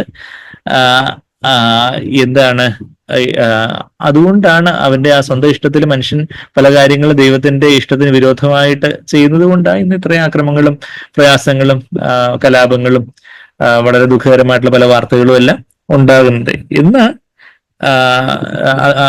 അത് നമ്മൾ 1 യോഹന്നാൻ 5:19 നാം ദൈവത്തിൽ നിന്നുള്ളവരെന്ന് നാം അറിയുന്നു, സർവ്വലോകവും ദുഷ്ടന്റെ അധീനതയിൽ കിടക്കുകയാണ്. അപ്പം ദുഷ്ടന്റെ അധീനതയിൽ കിടക്കുന്ന ലോക ഓവറാർച്ചിങ് സോവറൻറ്റി, അതിന്റെ മേലെയുള്ള ഒരു പരമാധികാരം ദൈവത്തിനുണ്ട്. ദൈവം അറിയാതെ അനുവദിക്കാതെ ഈ ലോകത്തൊന്നും നടക്കുന്നില്ല. എന്നാൽ ലോകത്തിന്റെ മേലുള്ള ഒരു അധീനത ആർക്കുണ്ട്? ഇന്ന് ഒരു ആധിപത്യം ഒരളവിൽ സാത്താനുണ്ട്. അതിന്റെ മേലെ കർത്താവിന്റെ ആധിപത്യം ഉണ്ട്. അത് നമ്മൾ മറക്കരുത്. അതുകൊണ്ടാണല്ലോ നമുക്ക് സ്വസ്ഥതയോടെ ജീവിക്കാൻ പറ്റുന്നത്. അല്ലെങ്കിൽ സാത്താൻ എല്ലാ അധികാരം കൊടുത്തായിരുന്നെങ്കിൽ പിന്നെ ഭൂമിയെ എന്നെ കുട്ടിച്ചോറാക്കിയേനെ, ദൈവമക്കളെ എന്നെ അവനെ എന്തെല്ലാം ചെയ്തു വെച്ചേനെ. എന്നാൽ ദൈവത്തിന്റെ പരമാധികാരം ഉണ്ട് എന്ന് സാത്താൻ ഒരു പരിധി വരെയുള്ള ഒരു ചെറിയൊരു അധികാരം ഉണ്ട്. സാത്താൻ അധീനതയിലാണ് ഈ മുഴു ലോകവും കിടക്കുന്നത്. ആ ലോക വ്യവസ്ഥ സാത്താൻ അധീനതയിലുള്ളതാണ്. അതുകൊണ്ട് അവന് ഇത്രയും കുഴപ്പങ്ങളും പ്രശ്നങ്ങളും ഒക്കെ ഉണ്ടാക്കി ആൾക്കാരെ ബുദ്ധിമുട്ടിക്കുകയും ആൾക്കാരെ പല മയക്കുമരുന്നുകളും പല ലൈംഗിക അരാജകത്വവും അങ്ങനെയൊക്കെയുള്ള പല കാര്യങ്ങളിലൊക്കെ അങ്ങനെയുള്ള പല പാപങ്ങളിലേക്ക് ആൾക്കാരെ വീഴ്ത്തി അങ്ങനെയുള്ള പല പല പല ദുർമോഹങ്ങളിലേക്ക് ആൾക്കാരെ വീഴ്ത്തി എങ്ങനെയെങ്കിലും അവരെല്ലാം നിത്യനരകത്തിലേക്ക് അവന്റെ കൂടെ കൂട്ടിന് കൊണ്ടുപോകാൻ വേണ്ടിയാണ് അവന് അഹോരാത്രം പണിപ്പെട്ടുന്നത്. അപ്പം എന്നാൽ ഈ 1000 വർഷക്കാലം ഉള്ള 6000 വർഷക്കാലം സാത്താൻ ഭരിച്ചു. ഇനിയിപ്പം 1000 വർഷക്കാലം കർത്താവിന്റെ ഏറ്റവും നല്ലൊരു ഭരണം കാണുമ്പോൾ ഈ കർത്താവിനെ തന്നെ ഇനി രാജാവായിട്ട് മതിയെന്ന് ഈ മനുഷ്യർ പറയും എന്ന് നമ്മൾ വിചാരിച്ചു പോകും സ്വാഭാവികമായിട്ട്. എന്നാൽ അത് നടക്കത്തില്ല എന്നുള്ള കാര്യം നമ്മളിവിടെ കാണുന്നത്. അവരുടെ ജീവിതകാലത്ത് അവർ കർത്താവിനെ നാഥനും രക്ഷിതാവായിട്ട് സ്വീകരിച്ച് വീണ്ടും ജനം പ്രാപിക്കാത്തവര് കർത്താവിനെ ഇനി 1000 വർഷക്കാലം സദ്ഭരണം കണ്ടിട്ടും മനുഷ്യന്റെ ജഡം എത്രമാത്രം ജീർണിച്ചതാണ്. മനുഷ്യന്റെ അവന്റെ ഹൃദയത്തില് അവന്റെ ജഡത്തിൽ യാതൊരു നന്മയില്ല. അവന്റെ ഹൃദയം എല്ലാത്തിനേക്കാട്ടിലും ഭോഷ്ക് നിറഞ്ഞത്, വഞ്ചന നിറഞ്ഞതെന്നൊക്കെയുള്ള ആ വാക്യങ്ങളൊക്കെ നമ്മളിപ്പോൾ വായിച്ച് കേൾക്കുകയായിരുന്നു. നമ്മൾ ആ വാക്യങ്ങളിലേക്കൊക്കെ നമുക്ക് വരാം. അപ്പം ഇവിടെ 7-ാമത്തെ വാക്യം, വെളിപാട് 20 7-ാമത്തെ വാക്യം നമ്മൾ കണ്ടു, സാത്താനെ തടവുന്ന അഴിച്ചുവിടും. 8-ാമത്തെ വാക്യം, അവൻ ഭൂമിയുടെ 4 ദിക്കിലുമുള്ള ജാതികളായി. ഭൂമിയുടെ 4 ദിക്കിൽ എന്ന് പറയുമ്പോൾ അതൊരു ആലങ്കാരിക പ്രയോഗം. എന്ന് വെച്ചാൽ നമുക്കറിയാം ഭൂമി ഉരുണ്ടതാണ്. അപ്പൊ 4 ദിക്കെന്ന് പറയുമ്പോൾ കിഴക്ക് നിന്നും പടിഞ്ഞാറ് നിന്നും, കിഴക്ക് നിന്നും പടിഞ്ഞാറ് നിന്നും, തെക്ക് നിന്നും വടക്ക് നിന്നും ഉള്ള ആ ഒരു അർത്ഥത്തിൽ ഭൂമിയുടെ 4 ദിക്ക്. അല്ലാതെ ചില ആൾക്കാരുടെ അതിന് വിമർശനമായിട്ട് ഭൂമിയുടെ 4 ദിക്ക് എന്ന് എങ്ങനെ പറയാനൊക്കെ, ഭൂമി എന്തോ ഒരു എന്താണ് പറഞ്ഞ ഒരു റെക്ടാങ്കിൾ മാതിരിയായിട്ട് കരുതുന്നതുകൊണ്ട് ബൈബിളിൽ അങ്ങനെ എഴുതിയിരിക്കുന്നതെന്ന് അന്ന് പറയുന്നതിൽ അർത്ഥമില്ല. എന്ന് വെച്ചാൽ ഇപ്പം കിഴക്ക് നിന്നുള്ള രാജ്യങ്ങളെന്നും നമ്മള് വെസ്റ്റ് പാശ്ചാത്യ രാജ്യങ്ങളിൽ നിന്നും പൗരസ്ത്യ രാജ്യങ്ങളിൽ നിന്നും നമ്മൾ റെഫർ ചെയ്യാറുണ്ട്.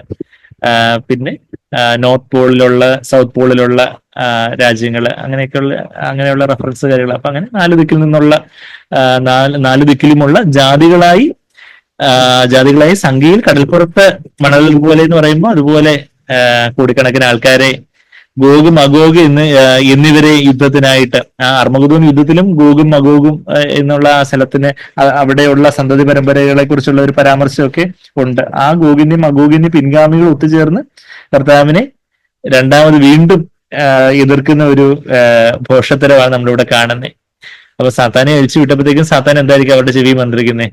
ഇത്ര നാള് നിങ്ങള് ഒരു ഈ ദൈവത്തിന്റെ രാജ്യത്ത് ബോറടിച്ചിരിക്കുമല്ലായിരുന്നു, എന്നാൽ ദൈവത്തിന്റെ രാജ്യത്ത് അവർക്ക് ഏറ്റവും നന്മയായിരുന്നു എന്നുള്ള കാര്യം അവരപ്പം മറന്നിട്ട് ശരിയാണ്, പണ്ടത്തെ പാപപ്രലോഭനങ്ങളും പണ്ടത്തെ പാപജീവിതവും കാര്യങ്ങളും പാപത്തിന്റെ സുഖങ്ങളും പാപത്തിന്റെ തൽക്കാല ഭോഗങ്ങളും ഒക്കെ ഓർപ്പിച്ച് ഇനിയിപ്പോ നിങ്ങൾക്ക് അങ്ങ് എല്ലാം മതിമറന്ന് ആസ്വദിക്കാം, എന്റെ കൂടെ വന്നാൽ മതി എന്ന് പറഞ്ഞ് സാത്താൻ അവരെ ഭയപ്പെടുത്തി അവരെ കൂട്ടത്തിലാക്കും എന്നുള്ളതല്ല, മറിച്ച് വശീകരിച്ച് ഡിസീവ് ചെയ്ത് വീണ്ടും വഞ്ചിച്ച് ഡിസീറ്റ്ഫുൾനെസ് ഓഫ് ലസ്, മോഹങ്ങളുടെ വഞ്ചനാകരമായ മോഹങ്ങൾ എന്ന് നമ്മളുടെ ജഡമോഹങ്ങള്, നമ്മളുടെ ജഡത്തിലുള്ള മോഹങ്ങള്, ഡിസീറ്റ്ഫുൾനെസ് ഓഫ് റിച്ചസ് എന്ന് പറയുന്ന പോലെ നമ്മളുടെ മോഹങ്ങളും വഞ്ചിക്കുന്ന മോഹങ്ങളാണ്. നമ്മളുടെ മോഹങ്ങളെ ഉണർത്തി, അതായത് പുനരുദ്ധാന ശരീരമില്ല, പുനരുദ്ധാന ശരീരമുള്ള ദൈവമക്കളുടെ കാര്യമല്ല, എന്നാൽ പുനരുദ്ധാന ശരീരം ഇല്ലാത്ത അന്ന് ജീവിച്ചിരിക്കുന്ന മനുഷ്യരുടെ ജഡമോഹങ്ങളെ ഉണർത്തി അവരെ വശീകരിക്കാനായിട്ട് ദൈവത്തിനെതിരെ യുദ്ധത്തിനായിട്ട് കൂട്ടിച്ചേർക്കേണ്ടതിന്, ഇത്രയും നാളും നന്മയോട് ഭരിച്ച കർത്താവിനെതിരെ യുദ്ധത്തിനായിട്ട് കൂട്ടിച്ചേർക്കുന്നതിന് വശീകരിക്കാനായിട്ട് പുറപ്പെടുന്ന സാത്താന്റെ മണ്ടത്തരമാണ് നമ്മളിവിടെ കാണുന്നത്. അവസാനത്തെ തിരി അണയാൻ പോകുന്ന തിരി ആളിക്കത്തെന്ന് പറഞ്ഞുകൊണ്ടൊക്കെ അവൻ ഇപ്പോഴേ അണയാൻ പോകുന്നെന്ന് പറഞ്ഞ് അവൻ ആളിക്കത്തിക്കൊണ്ടിരിക്കുക സാത്താൻ. അതുകൊണ്ടാണല്ലോ ലൂസിഫർ എന്നുള്ള പേരിൽ സിനിമ ഇറക്കുന്നു. അത് കഴിഞ്ഞിട്ട് പിന്നെ എമ്പുരാൻ എന്നും പറഞ്ഞ് പിന്നെ കുറച്ച് കഴിയുമ്പോൾ അസ്രായേൽ എന്നാണ് അവർ പേരിടുന്നതെന്നൊക്കെയാണ് പത്രങ്ങളിലൊക്കെ വാർത്ത വന്നേക്കുന്നത്. എന്ന് വെച്ചാല് ദൈവം തൃത്വമാണെന്നുള്ള കാര്യത്തിൽ നമ്മുടെ യേശുനാമക്കാരായിട്ടുള്ള സഹോദരങ്ങൾക്ക് അറിയത്തില്ലെങ്കിൽ പോലും സാത്താൻ ഈ കാര്യങ്ങൾ നന്നായിട്ട് അറിയാം. അതുകൊണ്ട് സാത്താന്റെ ഒരു ട്രിനിറ്റിയെ കുറിച്ച് നമ്മൾ വെളിപാട് പുസ്തകത്തില് നമ്മൾ ആ കാര്യങ്ങൾ കാണുന്നുണ്ടായിരുന്നു. അവിടെ സാത്താന്റെ ഒരു ട്രിനിറ്റി സാത്താന്റെ ട്രിനിറ്റി എന്ന് പറയുമ്പോൾ സാത്താൻ, പിന്നെ എതിർ ക്രിസ്തു, കള്ളപ്രവാചകൻ എന്നുള്ളൊരു തൃത്വം ഒരു അവസാന കാലത്ത് അത് ഭൂമിയിൽ വെളിപ്പെടുന്ന കാര്യം. സാത്താൻ ഇപ്പോഴേ ഉണ്ട്, പിന്നെ സാത്താൻ ഭൂമിയിലേക്ക് ഇനി പതിച്ചിട്ടില്ല. പിന്നെ എതിർ ക്രിസ്തു ഉണ്ട്, കള്ളപ്രവാചകനുണ്ട്, അങ്ങനെ ഒരു തൃത്വമുണ്ട്. ഇന്ന് ഇതേപോലെ ദൈവത്തിന്റെ തൃത്വത്തെ ഒന്ന് കളിയാക്കാൻ വേണ്ടി അതിനെതിരായിട്ടാണ് ഇന്ന് സാത്താന്റെ ഇൻഫ്ലുവൻസിൽ സ്വാധീന വലയത്തിലുള്ള മനുഷ്യര് എന്താ ഉണ്ടാക്കുന്നത്? ലൂസിഫർ എന്ന് പറയുമ്പോൾ പിതാവായ ദൈവത്തിനെതിരായിട്ട് മത്സരിച്ച ലൂസിഫർ തമ്പുരാൻ എന്ന ക്രിസ്ത്യാനികളെ സാധാരണ യേശുവിനെ തമ്പുരാൻ എന്ന് പറയുമ്പോൾ അതിന് പകരമായിട്ട് എമ്പുരാനാക്കി. പിന്നെ പരിശുദ്ധാത്മാവിനെ അതിന് പകരമായിട്ട് അവര് അസ്രായേൽ എന്നൊക്കെ പറയുന്ന ഒരു അങ്ങനെയൊക്കെ എന്തോ പേരിടുന്നതായിട്ടൊക്കെയാ.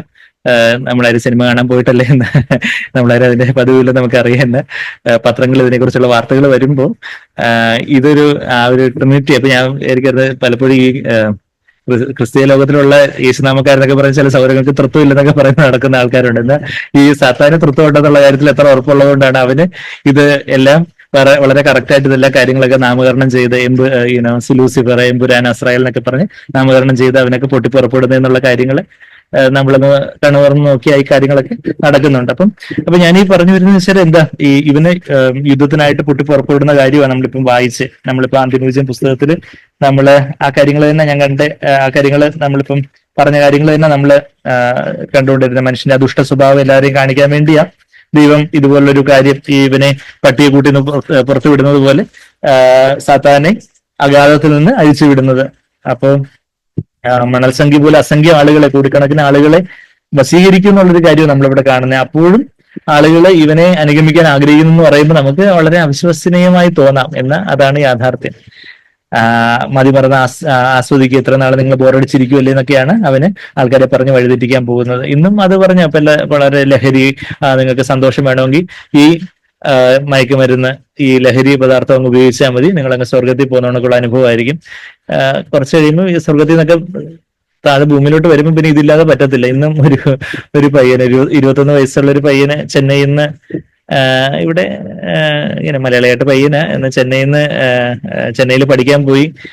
എന്താ വെള്ളമെല്ലാം ഉപയോഗിച്ചു, MDMA, LSD, കഞ്ചാവ്, പിന്നെ എന്തൊക്കെയോ ഉണ്ടോ അതെല്ലാം ഇങ്ങനെ അതുപോലുള്ള ഗുളികകളോ ഏതാണ്ടൊക്കെ പല മയക്കുമരുന്നുകളും കാര്യങ്ങളൊക്കെ ഉപയോഗിച്ചു കഴിഞ്ഞിട്ട് പിന്നെ അത് കഴിഞ്ഞിട്ട് പിന്നെ അതൊന്നും കിട്ടാതെ വരുമ്പോൾ പിന്നെ അവർക്ക് ഉറങ്ങാൻ പറ്റുന്നില്ല, അത് ചെയ്യാൻ പറ്റുന്നില്ല, മനസ്സമാധാനം ഇല്ല, വല്ലാത്ത ടെൻഷന്, വല്ലാത്ത അസ്വസ്ഥതകള്, ഈ ലഹരിയുടെ ആ ഒരു ഹൈയിലില്ലാതെ അത് അവർക്ക് പിന്നെ സമാധാനമായിട്ട് ഇരിക്കാൻ പറ്റത്തില്ല. ആ സമയത്ത് അങ്ങ് സന്തോഷിക്കാൻ വേണ്ടി ഇതെല്ലാം കൂടെ ഉപയോഗിച്ചത് ആൾക്കാർ പറഞ്ഞ്, കൂട്ടുകാർ പറഞ്ഞ്.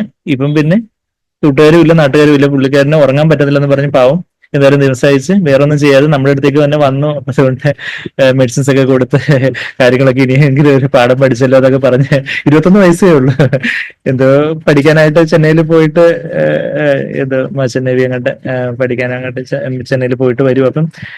അപ്പൊ അതുപോലെയൊക്കെയുള്ള ഇതുപോലുള്ള ലഹരി പദാർത്ഥങ്ങള്, അതുപോലെയൊക്കെയുള്ള പല തരത്തിലുള്ള ലൈംഗികമായിട്ടുള്ള ആസ്വാദനങ്ങള്, അശ്ലീല ചിത്രങ്ങള്, അതുപോലെയുള്ള പല തരത്തിലുള്ള കാര്യങ്ങളും ഒക്കെ ആയിട്ട് അങ്ങനെയൊക്കെയുള്ള ഈ ലോകത്തിന്റെ പല കാര്യങ്ങളും നിങ്ങൾക്ക് ആടിപ്പാടി തിമിർത്ത് അതുപോലൊക്കെ ആവാമെന്ന് പറഞ്ഞ് അങ്ങനെ ഈ കാര്യങ്ങളെല്ലാം പറഞ്ഞ് അവരെയൊക്കെ അങ്ങ് മതി പറഞ്ഞ് ആസ്വദിക്കും. ഇത്ര നാൾ 1000 വർഷക്കാലം നിങ്ങൾ ബോറടിച്ചിരുന്നല്ലോ, ഞാൻ നിങ്ങളെ സഹായിക്കാം, ഇനിയിപ്പം വന്ന് ആസ്വദിക്കൂ എന്ന് പറഞ്ഞ് ആസ്വദിക്കാനായിട്ട് ചെന്ന് ആസ്വദിക്കാനായിട്ട് ഇവരെ സാത്താന്റെ പിന്നാലെ പോയി കർത്താവിനെതിരായിട്ട് യുദ്ധം ചെയ്യാൻ നിൽക്കുന്നു. അത് കഴിഞ്ഞിട്ട് എന്താ സംഭവിക്കുന്നുള്ള കാര്യം നമ്മളിപ്പം വായിക്കാൻ പോവുക. അപ്പം ഇത് നമ്മള് ഗോഗിന്റെയും അഗോഗിന്റെയും കാര്യമൊക്കെ വായിച്ചു. അപ്പൊ മനുഷ്യന്റെ ഹൃദയം എല്ലാത്തിനേക്കാൾ കപടമുള്ളത് നമ്മള് യെരമ്യാവിലെ ആ ഒരു വാക്യം നമ്മളവിടെ വായിക്കുന്നുണ്ട്. യെരമ്യാവിലെ 17-ന്റെ 5-ാമത്തെ വാക്യം നമുക്ക് എടുത്ത് വായിക്കാം. നമുക്ക് മിക്കവർക്കും പരിചിതമായിട്ടുള്ള വാക്യം എന്നാണ് എന്റെ വിശ്വാസം, അല്ലെങ്കിൽ നമുക്കത് അറിഞ്ഞിരിക്കേണ്ട ഒരു വാക്യം. അത് യെരമ്യാവ് 17-ാം അധ്യായത്തിന്റെ 5-ാമത്തെ വാക്യത്തിൽ എന്താ നമ്മളിവിടെ വായിക്കുന്നത്? അതിന്റെ താഴെയുള്ള ദൈവത്തിൽ ആശ്രയിക്കുന്നവരുടെ കാര്യവും ദൈവത്തിൽ ആശ്രയം വെച്ചിരിക്കുന്നവരുടെ കാര്യവും ദൈവത്തിൽ ആശ്രയിക്കാത്തവരുടെ കാര്യവും ഒക്കെ പറയുന്ന ആ കാര്യങ്ങളൊക്കെ നമുക്ക് ആ വാക്യങ്ങളൊക്കെ നമുക്ക് പരിചിതമാണ് എന്നാണ് എന്റെ വിശ്വാസം. പരിചിതം അല്ലെങ്കിൽ ഇപ്പം പരിചയിച്ചോണം. നമ്മുടെ യുവാക്കൾക്ക് ആ വാക്യങ്ങളെല്ലാം അറിയാവോ? യെരമ്യാവ് 17-ാം അധ്യായത്തിലേക്ക് നമുക്ക് വരാം. യെരമ്യാവ് 17-ാം അധ്യായത്തിന്റെ 5-ാമത്തെ വാക്യം, യഹോവ ഇപ്രകാരം അരുളി ചെയ്യുന്നു, മനുഷ്യനിൽ ആശ്രയിച്ച് ജഡത്തെ അതിന്റെ ഹൃദയം എല്ലാത്തിനും കപടമുള്ളതെന്നുള്ളത് എന്റെ 9-ാമത്തെ വാക്യത്തിലാണ് വരുന്നത്. എനിക്ക് തോന്നുന്നു നമ്മുടെ മലയാളം പരിഭാഷ, നമ്മുടെ അതിമോചന പുസ്തകത്തിലെ പ്രിന്റിംഗ് മിസ്റ്റേക്ക് ആയിട്ടായിരിക്കും അവിടെ 5-ാമത്തെ വാക്യം റെഫറൻസ് കൊടുത്തിരിക്കുന്നത്. പക്ഷെ ശരിക്കും അത് 9-ാമത്തെ വാക്യം 17-ന്റെ 9-ലാണ് ഹൃദയം എല്ലാത്തിനെക്കാട്ടിലും കപടവും വിഷമവും ഉള്ളത് എന്നുള്ളൊരു കാര്യം കാണുന്നത്. അപ്പൊ ഹൃദയം എല്ലാത്തിനെക്കാട്ടിലും, ഹൃദയം പൊതുവെ ബൈബിളിലെ ആത്മാവിനെ കുറിക്കുന്ന ഒരു പദമായിട്ടാണ് നമ്മൾ കാണുന്നത്. എന്നാൽ ഹൃദയം എല്ലാത്തിനേക്കാളും കപടമുള്ളതെന്ന് വായിക്കുമ്പോഴും ഹൃദയത്തിൽ നിന്നാണ് എല്ലാ തരത്തിലുള്ള പാപങ്ങളും വരുന്നതെന്ന് പറയുമ്പം എല്ലാ തരത്തിലുള്ള പാപങ്ങൾ അത് നിങ്ങളുടെ വായിലിലേക്ക് പോകുന്നതല്ല, ഹൃദയത്തിൽ നിന്ന് വരുന്ന അശുദ്ധ ചിന്തകളും ബാക്കിയുള്ള കാര്യങ്ങളും ഒക്കെയാണ് നിങ്ങളെ അശുദ്ധമാക്കുന്നതെന്ന് കർത്താവ് തന്നെയും മർക്കോസ് 7-ാം അധ്യായത്തിലും ഒക്കെ പറയുമ്പോൾ അവിടെ എന്താ യഥാർത്ഥത്തിൽ ഈ ഹൃദയത്തോട് ചേർന്നിരിക്കുന്ന ഒന്നാണ്, ഹൃദയത്തിന്റെ ഒരു കവചം മാതിരി ഇരിക്കുന്ന ഒരു സംഭവമാണ് ജഡം എന്ന് പറയുന്നത്. അപ്പൊ പഴയ നിയമത്തിൽ എസ്പെഷ്യലി യെരമ്യാവ് ആ ഒരു പഴയ ഉടമ്പടിയിൽ അവർക്ക് ആ ഒരു ഹൃദയത്തെക്കുറിച്ചും ജഡത്തെക്കുറിച്ചും ഒക്കെ ഉള്ള ആ ഒരു അത്രയും വേർതിരിവ്, അത്രയും വെളിച്ചം അന്ന് പഴയ നിയമ പ്രവാചകന്മാർക്ക് ഇല്ലാത്തതുകൊണ്ടും കർത്താവ് ഭൂമിയിൽ വന്നപ്പോഴും കാര്യങ്ങള് നമുക്ക് സിമ്പിളായിട്ട് മനസ്സിലാക്കാൻ വേണ്ടി കർത്താവ് ആ ഹൃദയം എന്നുള്ള വാക്ക് ഉപയോഗിക്കുകയാണ്. യഥാർത്ഥത്തിൽ നമ്മൾ കുറച്ചുകൂടെ പരിശുദ്ധാത്മാവിന്റെ വരവിന് ശേഷം കുറച്ചുകൂടി വ്യക്തതയോടെ നമ്മൾ ആത്മാവ്, ദേഹി, ദേഹം, ആ ആത്മാവിനെയും ദേഹിയെയും വേർതിരിക്കുന്ന ജഡമാകുന്ന തിരശ്ശീല എന്ന് പറയുമ്പോൾ ആത്മാവാകുന്ന ഹൃദയത്തിന് കവചമായിട്ടിരിക്കുന്ന ഒരു ജഡമുണ്ട്. ആ ജഡമാണ് എല്ലാത്തിനും കപടമായിട്ടുള്ളത്. അപ്പൊ ഹൃദയം എല്ലാത്തിനും കപടം എന്ന് പറയുമ്പോൾ യഥാർത്ഥത്തിൽ ജഡത്തിലാണ്. അതാണ് പൗലോസ് പരിശുദ്ധാത്മാവിന്റെ വരവിന് ശേഷം, പെന്തക്കോസ്ത് നാളിന് ശേഷം പരിശുദ്ധാത്മാവ് നമ്മളുടെ ഹൃദയത്തെ പ്രകാശിപ്പിച്ചതിന് ശേഷം നമ്മളുടെ അതുവരെ മരിച്ചിരുന്ന ആത്മാവിനെ പുതിയൊരു ആത്മാവായിട്ട് ദൈവം ആക്കി തീർത്തു. അങ്ങനെ പരിശുദ്ധാത്മാവിന്റെ പ്രകാശനത്തോടുകൂടി കുറച്ചുകൂടി വ്യക്തതയോടെ കാര്യങ്ങൾ പരിശുദ്ധാത്മാവിനാൽ എഴുതുമ്പോൾ റോമർ 7-ന്റെ 18 ഇപ്പൊ നമ്മൾ വായിച്ചു. എന്താ? നമ്മുടെ ജഡത്തിൽ യാതൊരു നന്മയില്ല. അപ്പൊ ഹൃദയത്തിൽ യാതൊരു നന്മയില്ലെന്നല്ല യഥാർത്ഥത്തിൽ. ഹൃദയം എന്ന് പറയുന്ന ആത്മാവിനെ കുറിക്കുന്ന ഒരു പദമായിട്ട് നമ്മൾ എടുക്കുകയാണെങ്കിൽ ആ ഹൃദയത്തെ കവർ ചെയ്തിരിക്കുന്ന ആ ജഡത്തിലാണ് യാതൊരു നന്മയില്ലാത്തത്. ആ ജഡമാണ് യഥാർത്ഥത്തിൽ. ഇപ്പൊ ഹൃദയം എല്ലാത്തിലും കപടം എന്ന് പറയുമ്പോൾ യഥാർത്ഥത്തിൽ ആ ഹൃദയത്തെ കവർ ചെയ്യുന്ന ജഡമാണ് എല്ലാത്തിലും കപടമായിട്ടുള്ളത്. ആ ജഡമാണ് നമ്മളുടെ ദേഹിയെയും ദേഹത്തെയും നിയന്ത്രിക്കാനായിട്ട് വെമ്പൽ കൊള്ളുന്നത് എന്ന് നമ്മൾ ആ ജഡത്തെ ദൈവത്തിന്റെ ഹിതമാകുന്ന ദൈവത്തിന്റെ വചനത്തിനെ ഏൽപ്പിച്ചു കൊടുത്ത് നമ്മളുടെ ഇച്ഛാശക്തിയിൽ പരിശുദ്ധാത്മാവിന്റെ പ്രേരണയ്ക്ക് നമ്മൾ കീഴടങ്ങുവാണെങ്കിൽ ജഡത്തെ നമ്മളുടെ ജഡത്തെ ദൈവത്തിന്റെ വചനമാകുന്ന വാളിന് ഇരയാക്കുവാനായിട്ട് നമ്മളതിനെ താഴ്ത്തി നമ്മളെ ഏൽപ്പിക്കുമ്പോൾ പരിശുദ്ധാത്മാവ് നമ്മളിൽ വന്ന് നിറഞ്ഞ്, ആത്മാവിൽ വന്ന് നിറഞ്ഞ് പരിശുദ്ധാത്മാവ് നമ്മളുടെ ദേഹത്തെയും നിയന്ത്രിക്കണമെന്നാണ് ദൈവം നമ്മളെ കുറിച്ച് ആഗ്രഹിക്കുന്നത്. എന്നാൽ നമ്മളെ തന്നെ താഴ്ത്തി പരിശുദ്ധാത്മാവിനെ ഏൽപ്പിക്കാത്ത പക്ഷം എന്ത് പറ്റും? ജഡം നമ്മളെ ദേഹത്തെ നിയന്ത്രിക്കും. അതാണ് ജഡികമായ ജീവിതം, അതാണ് ദേഹീപരമായ ജീവിതം. ആ ദേഹീപരമായ ജീവിതവും ജഡികമായ ജീവിതവും, നമ്മളുടെ ജഡം നമ്മളുടെ ദേഹിയെ നിയന്ത്രിച്ച് ദേഹിയുടെ യുക്തിചിന്തകൾ അനുസരിച്ചും ദേഹിയുടെ ഊഹാപോഹങ്ങൾ അനുസരിച്ചും ഒക്കെയുള്ള നമ്മളുടെ ആ സ്വയബലത്തിൽ തന്നെ ചാരിയുള്ള ഭക്തിയുടെ പുറംപൂച്ചുള്ള അല്ലെങ്കിൽ ഭക്തിയുടെ വേഷമുള്ള ഒരു ജീവിതമാണ് ദേഹീപരമായ ജീവിതം. എന്നാൽ ഔട്ട്റേറ്റ് ആയിട്ടുള്ള പാപങ്ങള്, ജഡിക മോഹങ്ങളിലേക്ക് ഔട്ട്റേറ്റ് ആയിട്ട് പ്രകടമായിട്ട് പാപങ്ങളിലേക്കുള്ള ജീവിതമാണ് ജഡികമായ ജീവിതം. മറ്റേത് ദേഹീപരമായ ജീവിതം, സോളിഷ് ലൈഫ്, പുറമേ ഉള്ള പാപങ്ങളുമായിട്ട് ഉള്ള ആ ഒരു ജീവിതം, അവിശ്വാസികൾക്ക് തന്നെ പാപമാണെന്ന് അറിയാവുന്ന കാര്യങ്ങളുമായിട്ടുള്ള ജീവിതമാണ് ജഡികമായ ജീവിതം. എന്നാൽ ആത്മീയമായ ജീവിതം എന്ന് പറഞ്ഞാൽ എന്താ? നമ്മളെ തന്നെ പ്രധാന വിഭാഗം താഴ്ത്തി ഏൽപ്പിച്ച് പരിശുദ്ധാത്മാവ് നമ്മുടെ ആത്മാവിൽ ഒന്ന് നിറഞ്ഞ് പരിശുദ്ധാത്മാവിന്റെ പ്രേരണയിൽ പരിശുദ്ധാത്മാവ് നമ്മുടെ ആത്മാവിൽ നിന്ന് നിറഞ്ഞ് പരിശുദ്ധാത്മാവിന്റെ പ്രേരണയിൽ നമ്മളുടെ ദേഹിയും, അതായത് നമ്മുടെ ദേഹി എന്ന് പറഞ്ഞാൽ നമ്മുടെ ചിന്തകളും വാക്കുകൾ, നമ്മുടെ ചിന്തകളും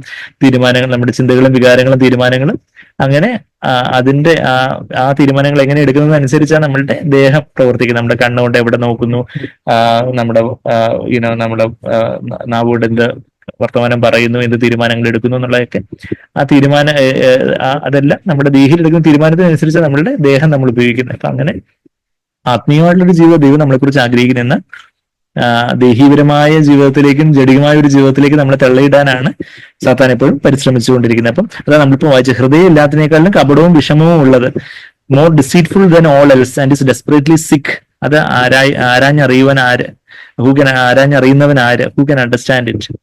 ആ ജഡത്തിന്റെ തിന്മ ആർക്ക് മനസ്സിലാവും എന്ന് ഇന്ന് പരിശുദ്ധാത്മാവ് നമുക്ക് വെളിച്ചം തരുമ്പോഴാണ് ജഡത്തിന്റെ തിന്മകൾ നമുക്ക് കൂടുതലായിട്ട് വെളിച്ചം കിട്ടുന്നത്. നമ്മുടെ ഹൃദയത്തിന്റെ വികാര വിചാരങ്ങള്, നമ്മളുടെ ദേഹിയിലുള്ള വികാര വിചാരങ്ങള് അത് ആത്മീയമായിട്ടുള്ളതാണോ ദേഹീപരമായിട്ടുള്ളതാണോ ജഡികമായിട്ടുള്ളതാണോ എന്നുള്ള കാര്യമൊക്കെ തിരിച്ചറിയുവാന് പരിശുദ്ധാത്മാവിന്റെ പ്രകാശനമുള്ള ദൈവത്തിന്റെ വചനം നമുക്ക് അതിന് വിവേചനം തരുന്നു എന്നുള്ള കാര്യമാണ് എബ്രായർ 4:12 നമ്മൾ വായിക്കുന്നത്. എബ്രായർ 4:12 ദൈവവചനം ഇരുവായത്തിലുള്ള ഏത് വാളിനേക്കാളിലും മൂർച്ചയുള്ളതാണ്.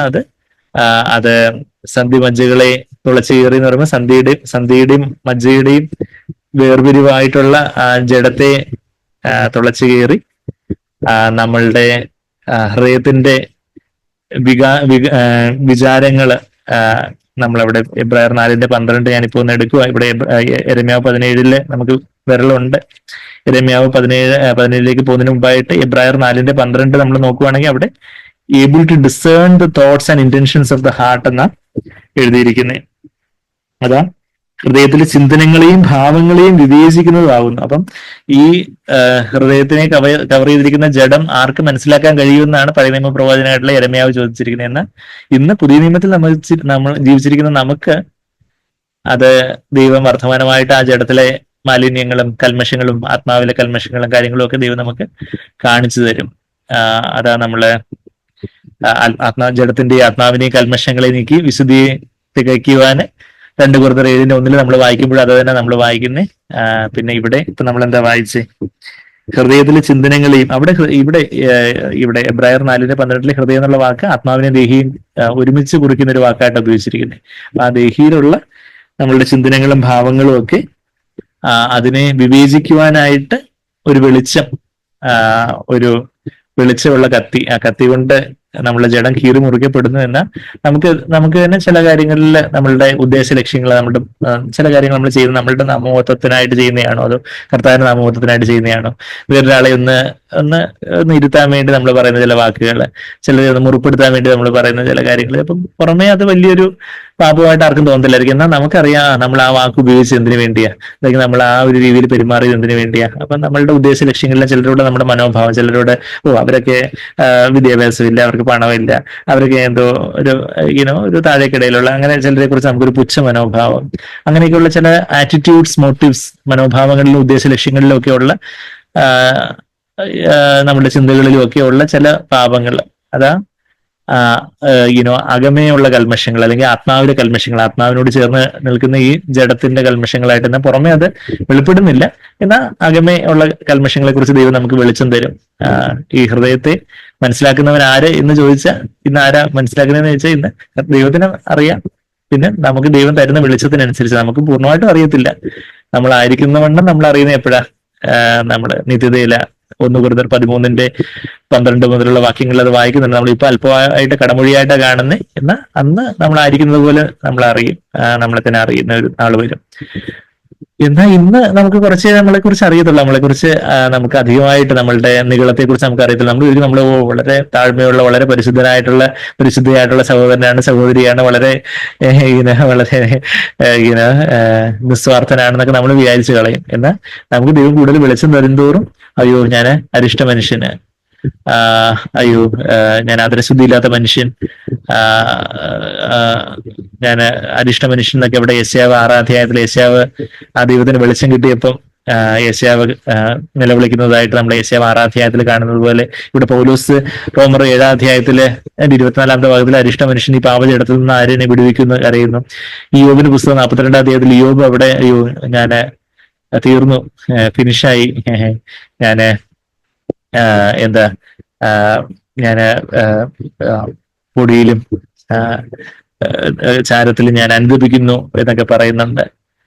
ദാനിയേലിനും അതുപോലുള്ള അനുഭവം ഉണ്ടായതായിട്ട് ദാനിയേൽ 7-ാം അധ്യായത്തിന്റെ 10-ാമത്തെ വാക്യത്തിലൊക്കെ ദൈവത്തിന്റെ വെളിപ്പാടൊക്കെ ഉണ്ടായപ്പോൾ ദാനിയേലിന്റെ തന്നിലൊരു ശക്തിയും ശേഷിച്ചില്ല എന്നൊക്കെ നമ്മൾ വായിക്കുന്നുണ്ട്. യോഹന്നാൻ അപ്പോസ്തലൻ കർത്താവിനോട് കൂടി ചേർന്ന് നടന്ന യോഹന്നാൻ അപ്പോസ്തലൻ വെളിപ്പാട് 1-ാം അധ്യായത്തിന്റെ 17-ാമത്തെ വാക്യത്തിൽ അവന് മരിച്ചവനെ പോലെ ദൈവത്തിന്റെ മഹത്വത്തിന് മുമ്പാകെ വീഴുന്ന കാര്യം നമ്മൾ വായിക്കുന്നുണ്ട്. അപ്പം പത്രോസിനെ ആയിട്ടുള്ള കർത്താവിനെ എൻകൗണ്ടറിൽ അയ്യോ ഞാൻ പാപിയായ മനുഷ്യൻ എന്നെ വിട്ടുപോകും എന്ന് കർത്താവിനോട് പറയുന്ന പത്രോസിനെ നമ്മൾ ലൂക്കോസ് 5-ാം അധ്യായത്തിന് 8-ാമത്തെ വാക്യത്തിൽ നമ്മൾ കാണുന്നുണ്ട്. അപ്പൊ ഇതുപോലെയൊക്കെയുള്ള ദൈവത്തിന്റെ വെളിപ്പാട് നമുക്ക് ലഭിക്കുന്നതനുസരിച്ചാണ് നമുക്ക് നമ്മളുടെ ആ ഒരു കർത്താവി ഈ നീച പാപിക്ക് പ്രേമഹിതത്തെ നീ കാട്ടുക എന്ന് നമ്മൾ പാടുന്ന പോലെ നമ്മളുടെ എന്റെ എന്താ പറയുക നമ്മളുടെ എന്റെ പ്രാണസഖി യേശു എന്നുള്ള ആ പാട്ടിന്റെ ശരിക്കും അതിന്റെ ഒറിജിനലായിട്ട് ആ എഴുത്തുകാരൻ എഴുതിയത് ഈ നീച പാപിക്ക് നമ്മൾ ഈ നിന്റെ മക്കൾക്ക് ദിവ്യഹിതത്തെ വെളിപ്പെടുക എന്നൊക്കെ നമ്മുടെ പാഠപുസ്തകത്തിനകത്ത് ഇപ്പോൾ ഉള്ള, എന്നാൽ അതിന്റെ പഴയ പാഠപുസ്തകത്തിനകത്ത് ഉള്ളത് എന്താന്ന് ചോദിച്ചാൽ ഈ നീച പാപിക്ക്, പണ്ട് അങ്ങനെയൊക്കെ ആയിരുന്നു നമ്മുടെ പല പാഠപുസ്തകത്തിനകത്ത് ഉണ്ടായിരുന്നത്, ഈ നീച പാപിക്ക് പ്രേമഹിതത്തെ വെളിപ്പെടുക എന്ന് പറഞ്ഞാൽ നമ്മള് കർത്താവിനോട് കൂടുതൽ എടുക്കുന്നതോറും കർത്താവ് ഞാനാ പാപി പ്രധാനി, ഈ നീച പാപിക്ക് കർത്താവ് അവിടുത്തെ പ്രേമഹിതത്തെ വെളിപ്പെടുത്തണമേ. നമ്മൾ എത്രമാത്രം പാപത്തിലുള്ളവരാണ്, നമ്മൾ എത്രമാത്രം സ്വാർത്ഥതയുള്ളവരാണ്, എത്രമാത്രം നിഗളികളാണ്, എത്രമാത്രം അശുദ്ധിയുണ്ട്. ദൈവത്തിന്റെ ആ ഒരു പരിശുദ്ധിയോട് കമ്പയർ ചെയ്യുമ്പോൾ നമുക്ക് എത്രമാത്രം അശുദ്ധിയുണ്ട്. അപ്പൊ അങ്ങനെ ഹൃദയത്തിന്റെ പ്രകാശം ലഭിച്ച് ജഡത്തിന്റെ കപടതയെക്കുറിച്ച് നമുക്ക് വെളിച്ചം ലഭിക്കണം. എന്നാൽ ഈ മനുഷ്യന്റെ ജഡം അത്രമാത്രം കാപട്യം ഉള്ളതായതുകൊണ്ടാണ് ഇത്രയും കാലം കർത്താവിന്റെ നല്ല ഭരണം കണ്ടിട്ടും അവര് കർത്താവിനെതിരെ മത്സരിച്ച് പോകുന്നതെന്നുള്ള കാര്യമാണ് നമ്മൾ ഈ പറഞ്ഞു വരുന്നത്. നമ്മൾ തിരിച്ച് യെരമ്യാവ് 17-ന്റെ ആ 9-ാമത്തെ വാക്യം നമ്മൾ കണ്ടു. അതിന്റെ തൊട്ട് മുമ്പേ ഉള്ള വാക്യങ്ങളാ 5-ാമത്തെ വാക്യം മുതൽ യഹോവയെ ഇപ്രകാരം അരുളി ചെയ്തു, മനുഷ്യനെ ആശ്രയിച്ച് ജഡത്തെ തന്നെ ഭുജമാക്കി ഹൃദയം കൊണ്ട് യഹോവയെ വിട്ടുമാറുന്ന മനുഷ്യൻ ശപിക്കപ്പെട്ടവൻ. ഹൃദയം കൊണ്ട് അവൻ പുറമേ ചിലപ്പം ദൈവം എന്നൊക്കെ പറഞ്ഞിരിക്കുമായിരിക്കും, ചർച്ചിലൊക്കെ വരുവും വലിയ കാര്യങ്ങളൊക്കെ ചെയ്യുമായിരിക്കും, എന്നാൽ ഹൃദയം കൊണ്ട് അവന് യഹോവയെ ദൈവത്തെ വിട്ടുമാറുന്നവനാ, അവന് ശപിക്കപ്പെട്ടവനാണ്. ജഡത്തെയാണ്, സ്വന്തം ഇഷ്ടത്തെ, തന്റെ സ്വയബലത്തെയാണ് അവൻ ഭുജമാക്കി, അവന്റെ ആയുധമാക്കി, അവന്റെ മേക്സ് ഫ്ലഷ് ഹിസ് സ്ട്രെങ്ത് എന്നുള്ള കാര്യം നമ്മളോട് വായിക്കുന്നത്. അവന്റെ ജഡത്തെ തന്റെ ശക്തിയാക്കി, തന്റെ ഭുജമാക്കി, തന്റെ ശക്തിയാക്കി മാറ്റി, സ്വന്തം ശക്തി കൊണ്ട് ഞാൻ ആരാമോനെ എനിക്ക് ഇതെല്ലാം ചെയ്യുന്ന ഞാനിപ്പോ കാണിച്ചു തരാം എന്നുള്ള ആ ഒരു അഹംഭാവത്തോടെ അവൻ ഇരിക്കുമ്പോൾ ജഡത്തെ ഭുജമാക്കി മനുഷ്യനിൽ ആശ്രയിച്ച് ചിലപ്പോൾ മറ്റു മനുഷ്യരിലായിരിക്കും നമ്മൾ ആശ്രയിക്കുന്നത്, അല്ലെങ്കിൽ നമ്മളാകുന്ന മനുഷ്യനിലായിരിക്കും ആശ്രയിക്കുന്നത്. അപ്പൊ അങ്ങനെ ഹൃദയം കൊണ്ട് വിട്ടുമാറുന്നവൻ ശപിക്കപ്പെട്ടവൻ, അവൻ മരുഭൂമിയിലെ ചൂരച്ചെടി പോലെ. മരുഭൂമിയിൽ ഒരു ചൂരച്ചെടി ഉണ്ടെങ്കിൽ, ഒരു ബുഷ് ഉണ്ടെങ്കിൽ, ഒരു കുറ്റിച്ചെടി ഉണ്ടെങ്കിൽ നന്മ വരുമ്പോൾ അതിനെ കാണാതെ മരുഭൂമിയിൽ വരേണ്ട പ്രദേശങ്ങളിൽ നിവാസികളില്ലാത്ത നിലത്തിലും പാർക്കും എന്ന് പറഞ്ഞാൽ കൂട്ടായ്മയൊന്നും ഇല്ലാതെ ചർച്ചിലായിരിക്കും ഇരിക്കുന്നത്, എന്നാൽ ബാക്കി സൗരങ്ങളോടുള്ള ഒരു ആത്മാവിലുള്ള ഒരു കൂട്ടായ്മയോ സന്തോഷമോ ഒന്നും ഇല്ലാതെ മരുഭൂമിയുടെ അവസ്ഥയിൽ വല്ലാത്ത വരണ്ട ഒരു ഡ്രൈ ഒരു ആത്മാവിനാൽ നിറഞ്ഞു കവിഞ്ഞ സമൃദ്ധിയോടെ ജീവിതജല നദിയുടെ സമൃദ്ധിയോടെ നമ്മളായിരിക്കണം ദൈവം ആഗ്രഹിക്കുന്നത്. ഒരു ഡ്രൈ ആയിട്ട് ഒന്നിനൊരു സന്തോഷവും ഇല്ല, പരാതിയും പെറുപെറുപ്പും ബഹളവും കരച്ചിലും പരാതിയും. ആ ഒരു മരുഭൂമിയിലെ ചൂരച്ചെടി പോലെ നന്മ വരുമ്പോൾ ദൈവത്തിന്റെ നന്മ പലർക്കും വരുന്നു എന്ന് അതൊന്നും കാണാതെ മരുഭൂമിയിലെ വരണ്ട പ്രദേശങ്ങളിൽ നിവാസികളില്ലാത്ത ഉവർനിലം അല്ലെങ്കിൽ ലാൻഡ് ഓഫ് സോൾ വിതൗട്ട് ഇൻഹാബിറ്റന്റ്, ഉപ്പുനിലം, ഉവർനിലത്തിലും ഒക്കെ പാർക്കും. യഹോവയിൽ ആശ്രയിക്കുകയും, എന്നാൽ അതിന്റെ നേരെ ഓപ്പോസിറ്റ് ആയിട്ട് കോൺട്രാസ്റ്റ് ആയിട്ട് യഹോവയിൽ ആശ്രയിക്കുകയും യഹോവ തന്നെ ആശ്രയമായിരിക്കും, കർത്താവ് തന്നെ ആശ്രയം, കർത്താവിൽ ആശ്രയിക്കുന്നു, പിന്നെ കർത്താവ് തന്നെ അതിന്റെ ആശ്രയം. അങ്ങനെ ആയിരിക്കുന്ന മനുഷ്യനാണ് അനുഗ്രഹിക്കപ്പെട്ടവൻ, ഭാഗ്യവാൻ. അവൻ വെള്ളത്തിനരികെ നട്ടിരിക്കുന്നതും ആറിന്റെ അരികെ വേര് ഊന്നിയിരിക്കുന്നതുമായ, വേരങ്ങ് ആറിന്റെ അരികിലുണ്ടെങ്കിൽ വേരങ്ങ് ആ ജലാശയത്തിലേക്ക് അങ്ങ് നീണ്ടുപോയിരിക്കുക അതിന്റെ വേര്. നട്ടിരിക്കുന്നതുമായ വൃക്ഷം പോലെയാകും. ഉഷ്ണം തട്ടുമ്പോൾ പേടിക്കുന്നുമില്ല. എന്താ, ഇവിടെ ജലാശയമുണ്ട്, പിന്നെ ഏതാണ്ട് ചെറിയ ഉഷ്ണം വന്നിട്ടാണോ വലിയ കാര്യം. അതിന്റെ ഇല പച്ചയായിട്ടിരിക്കും, വരൾച്ചയുള്ള കാലത്തും വാട്ടം തട്ടാതെ, ബാക്കിയെല്ലാം വരണ്ടിരിക്കുക. എന്നാൽ ഇവിടെ നമ്മള് ജലാശയം, പരിശുദ്ധാത്മാവിന്റെ ജീവജല നദിയിൽ നിന്ന് പോഷണം കിട്ടിക്കൊണ്ടിരിക്കുക. അപ്പം ജലാശയത്തില് അടുത്ത് ഇരിക്കുമ്പോൾ വാട്ടം തട്ടാതെ, നമുക്കൊരു വാട്ടം പോലും ഇല്ല. മറ്റേതൊക്കെ കരിഞ്ഞ് നാമാവശേഷമായി പോയി ബാക്കിയുള്ള ചെടിയൊക്കെ. പക്ഷെ ഇവിടെ ജലാശയത്തിന് ആറ്റിരികത്ത് നട്ടിരിക്കുന്നതാണെങ്കിൽ ഒരു വാട്ടം പോലും ഇല്ല. ഉഷ്ണം തട്ടുമ്പോൾ ഒന്നും പേടിക്കത്തില്ല. Will not fear when the heat comes. അങ്ങനെ ഫലമൊക്കെ ഇങ്ങനെ കായ്ച്ചുകൊണ്ടിരിക്കും, മാറി മാറി ഫലങ്ങൾ കായ്ച്ചുകൊണ്ടിരിക്കും. അത് കഴിഞ്ഞിട്ട് നമ്മളിപ്പോ 9ാമത്തെ വാക്യം ഇപ്പൊ നമ്മൾ വായിച്ച, ഹൃദയം എല്ലാറ്റിനേക്കാളിലും കപടം വിഷമവും ഉള്ളത്. അതാ ആരാഞ്ഞറിയുന്നവൻ ആര്? നമ്മളുടെ ഉള്ളിൽ എന്തെങ്കിലും വ്യസനത്തിനുള്ള മാർഗം ഉണ്ടെങ്കിൽ കാണിച്ചു തരണമേ. എന്നെ ആരാഞ്ഞറിയാൻ നമുക്ക് തന്നെ പറ്റത്തില്ല, നമുക്ക് തന്നെ നമ്മളെ ആരാഞ്ഞറിയാൻ പറ്റത്തില്ല. അതുകൊണ്ട് കർത്താവിനോട് നമ്മൾ പ്രാർത്ഥിക്കണം, കർത്താവേ എനിക്ക് എന്നെ കുറിച്ച് തന്നെ കൂടുതൽ വെളിച്ചം തരണമേ എന്ന് നമ്മൾ പ്രാർത്ഥിക്കണം. നമ്മൾ സാഗ്ബോധന കേട്ടുള്ള പോലെ ദൈവത്തിന്റെ വലിയൊരു അനുഗ്രഹം, ഏറ്റവും വലിയ അനുഗ്രഹം എന്ന് പറഞ്ഞാൽ നമുക്ക് നമ്മളെക്കുറിച്ച് തന്നെ വെളിച്ചം ലഭിക്കുന്നത്. നമുക്ക് നമ്മളെക്കുറിച്ച് തന്നെ വെളിച്ചം ലഭിക്കുമ്പോഴാണ് നമുക്ക് കർത്താവിനെ പോലെ അധികമായിട്ട് ആയിത്തീരാനൊക്കെ. കർത്താവിനെ പോലെ ആയിത്തീരുന്ന ഏറ്റവും വലിയ അനുഗ്രഹം. അപ്പൊ കർത്താവിനെ പോലെ ആയിത്തീരണമെങ്കിൽ നമുക്ക് നമ്മളെക്കുറിച്ച് തന്നെ, നമ്മളിലുള്ള ക്രിസ്തുവിന് ചേരാത്തതായിട്ടുള്ള പല കാര്യങ്ങളും നമ്മൾ കാണുമ്പോഴാണ് നമുക്ക് കൂടുതലായിട്ട് രൂപാന്തരപ്പെടാനുള്ള ഒരു നിലവിളിയും രൂപാന്തരപ്പെടലും ഉണ്ടാവുന്നത്. അതുകൊണ്ട് 139 സങ്കീർത്തനത്തില് ആരാഞ്ഞറിയാൻ എന്നെ കൊണ്ട് പറ്റത്തില്ല, അതുകൊണ്ട് ദൈവമേ നീ എന്നെ ആരായണമേ എന്ന് അവിടെ പ്രാർത്ഥിക്കുന്നത്. 139 സങ്കീർത്തനത്തിന്റെ 23ാമത്തെ വാക്യത്തിൽ, ദൈവമേ എന്നെ ശോധന ചെയ്ത് എന്റെ ഹൃദയത്തെ അറിയണമേ. എന്നുവെച്ചാൽ എനിക്കിത് അറിയാൻ പറ്റുന്നില്ല, എന്റെ ഹൃദയത്തെ നീ അറിയണം. എന്നെ പരീക്ഷിച്ച്, എന്റെ ഹൃദയത്തെ എന്ന് പറയുമ്പോൾ അവിടെ ആത്മാവിനെ ദേഹിയും ഒരുമിച്ച് ചേർത്ത ഹൃദയം എന്നുള്ള വാക്ക് ഉപയോഗിച്ചിരിക്കുന്നത്. ബൈബിളിൽ നമ്മൾ ഹൃദയം എന്നുള്ള ഒരു ആലങ്കാരിക പദം ഉപയോഗിക്കുമ്പോൾ, കാർഡിയ എന്ന് ഗ്രീക്കിലും ഉള്ള ആ ഒരു ആലങ്കാരിക പദം ഉപയോഗിക്കുമ്പോൾ അത് നമ്മുടെ 4 ചേമ്പേർഡ് ഹാർട്ട്, ഇവിടെ 4 അറകളുള്ള ഇടതുവശത്തുള്ള നമുക്കൊരു ഹൃദയം ഉണ്ട്, ലെഫ്റ്റ്. ആ ഹൃദയത്തെ അല്ലെന്ന് നമുക്ക് എല്ലാവർക്കും അറിയാം. അത് പലയിടങ്ങളിലും ആത്മാവിനെ കുറിക്കുന്നതായിട്ടാണ് ഹൃദയം എന്നുള്ള വാക്ക് ഉപയോഗിച്ചിരിക്കുന്നത്. ചിലയിടങ്ങളിൽ ആത്മാവിനെ ദേഹിയും കൂടെ കുറിക്കുന്ന വാക്കായിട്ട്, അതിന്റെ കോണ്ടെക്സ്റ്റ് നോക്കിയാൽ, സന്ദർഭം നോക്കിയാൽ അത് ആത്മാവിനെ കുറിക്കുന്നതായിട്ടാണ് അവിടെ ഹൃദയം എഴുതിയിരിക്കുന്നത്. ഇപ്പം കല്ലുപോലെ ഹൃദയം മാറ്റി പുതിയൊരു ഹൃദയത്തെ നൽകും എന്ന് പറയുമ്പോൾ അവിടെ ആത്മാവിനെ കുറിക്കുന്ന ഒരു കാര്യമാണ്. നമ്മൾ വചനത്തിന്റെ ഓവറോൾ ആ ഒരു സന്ദർഭം വെച്ച് നോക്കുമ്പോൾ നമുക്കത് ആത്മാവിനെ കുറിക്കുന്നതായിട്ടാണ് ഹൃദയം എന്നുള്ള വാക്ക് അവിടെ ഉപയോഗിച്ചിരിക്കുന്നത്. എന്ന് ആത്മാവിനെയും ദേഹിയും കൂടെ ഒരുമിച്ച് ഹൃദയം എന്നുള്ള വാക്ക് ഉപയോഗിച്ചിട്ടുണ്ട്. എന്നുവെച്ചാൽ ഹൃദയത്തിന്റെ ചിന്തകളും വിചാരങ്ങളും എന്ന് പറയുമ്പോൾ അവിടെ നമ്മുടെ ആത്മാവിലില്ല, ദേഹിയില്ല, ചിന്തകളും വിചാരങ്ങളും ഒക്കെ ഉള്ള. ആത്മാവില് വീണ്ടും ജനിച്ച വിശ്വാസത്തിൽ പരിശുദ്ധാത്മാവിന് നിറവാവുള്ളേ. വീണ്ടും ജനിക്കാത്ത ഒരാളില് ആത്മാവ് മരിച്ച അവസ്ഥയിലാണ് ഉള്ളത്. അപ്പം അത് നമ്മൾ 139 സങ്കീർത്തനം 23ാമത്തെ വാക്യത്തിൽ, ദൈവമേ എന്നെ ശോധന ചെയ്ത് എന്റെ ഹൃദയത്തെ അറിയണമേ.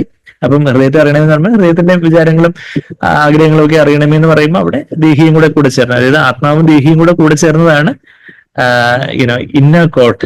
ഔട്ടർ കോട്ടാണ് പ്രാകാരം, സമാഗമന കൂടാരത്തിലെ മോസ്റ്റ് ഹോളി പ്ലേസ്, അതിവിശുദ്ധ സ്ഥലവും വിശുദ്ധ സ്ഥലവും കൂടെ ചേർന്നാണ് inner court. Outer court, inner court. പ്രാകാരം ഒരു അകത്തെ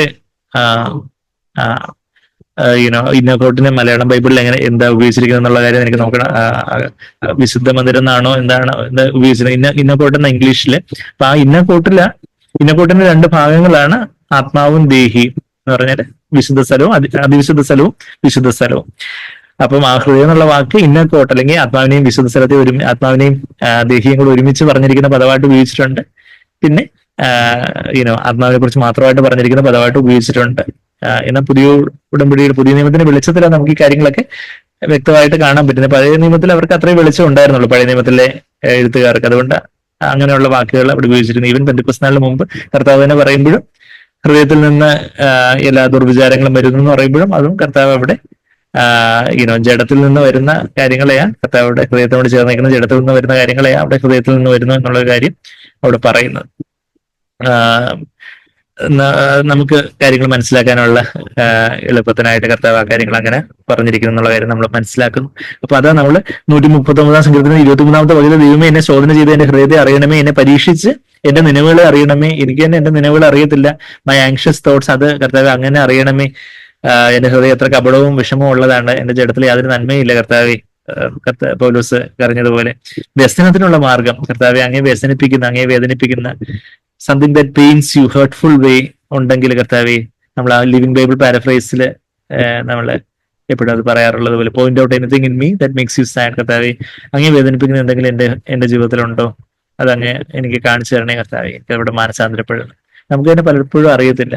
നമ്മൾ അതുപോലെ നമ്മെ തന്നെ ശോധന ചെയ്തിട്ട് വേണം അപ്പം നുറുക്കൽ ശുശ്രൂഷയിൽ പങ്കെടുക്കാൻ എന്നൊക്കെയാണ് നമ്മൾ 1 Corinthians 11 വായിക്കുന്നത്. നമ്മളതിനെ ശോധന ചെയ്ത് കർത്താവെ, അങ്ങേ വേദനിപ്പിക്കുന്നെങ്കിൽ എന്റെ ഹൃദയത്തിലുണ്ടെങ്കിൽ എന്റെ ജീവിതത്തിലുണ്ടെങ്കിൽ കാണിച്ചു തരണമേ എന്ന് പറഞ്ഞ് മനസ്സാന്തരപ്പെട്ട് അങ്ങനെ വ്യസനത്തിലുള്ള മാർഗ്ഗം ഇനി ഉണ്ടോ എന്ന് നോക്കി ശാശ്വത മാർഗത്തിൽ എന്നെ നടത്തണമേ എന്ന് നമ്മളിവിടെ വായിക്കുന്നത്. അതോ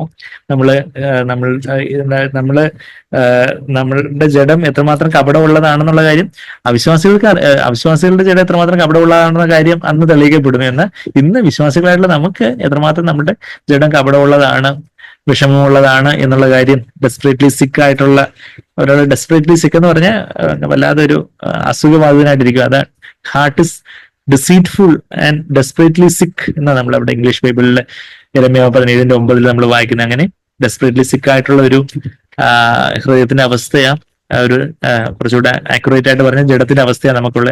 അതാ പൗലോസ് പറഞ്ഞ എന്റെ ജഡത്തിൽ എന്നിൽ യാതൊരു നന്മയില്ല, എന്നിൽ അതായത് എന്റെ ജഡത്തിൽ എന്ന് പൗലോസ് അവിടെ വിശദീകരിച്ച് റോമർ 7:18 വാക്യത്തിൽ പറയുന്നത് പോലെ.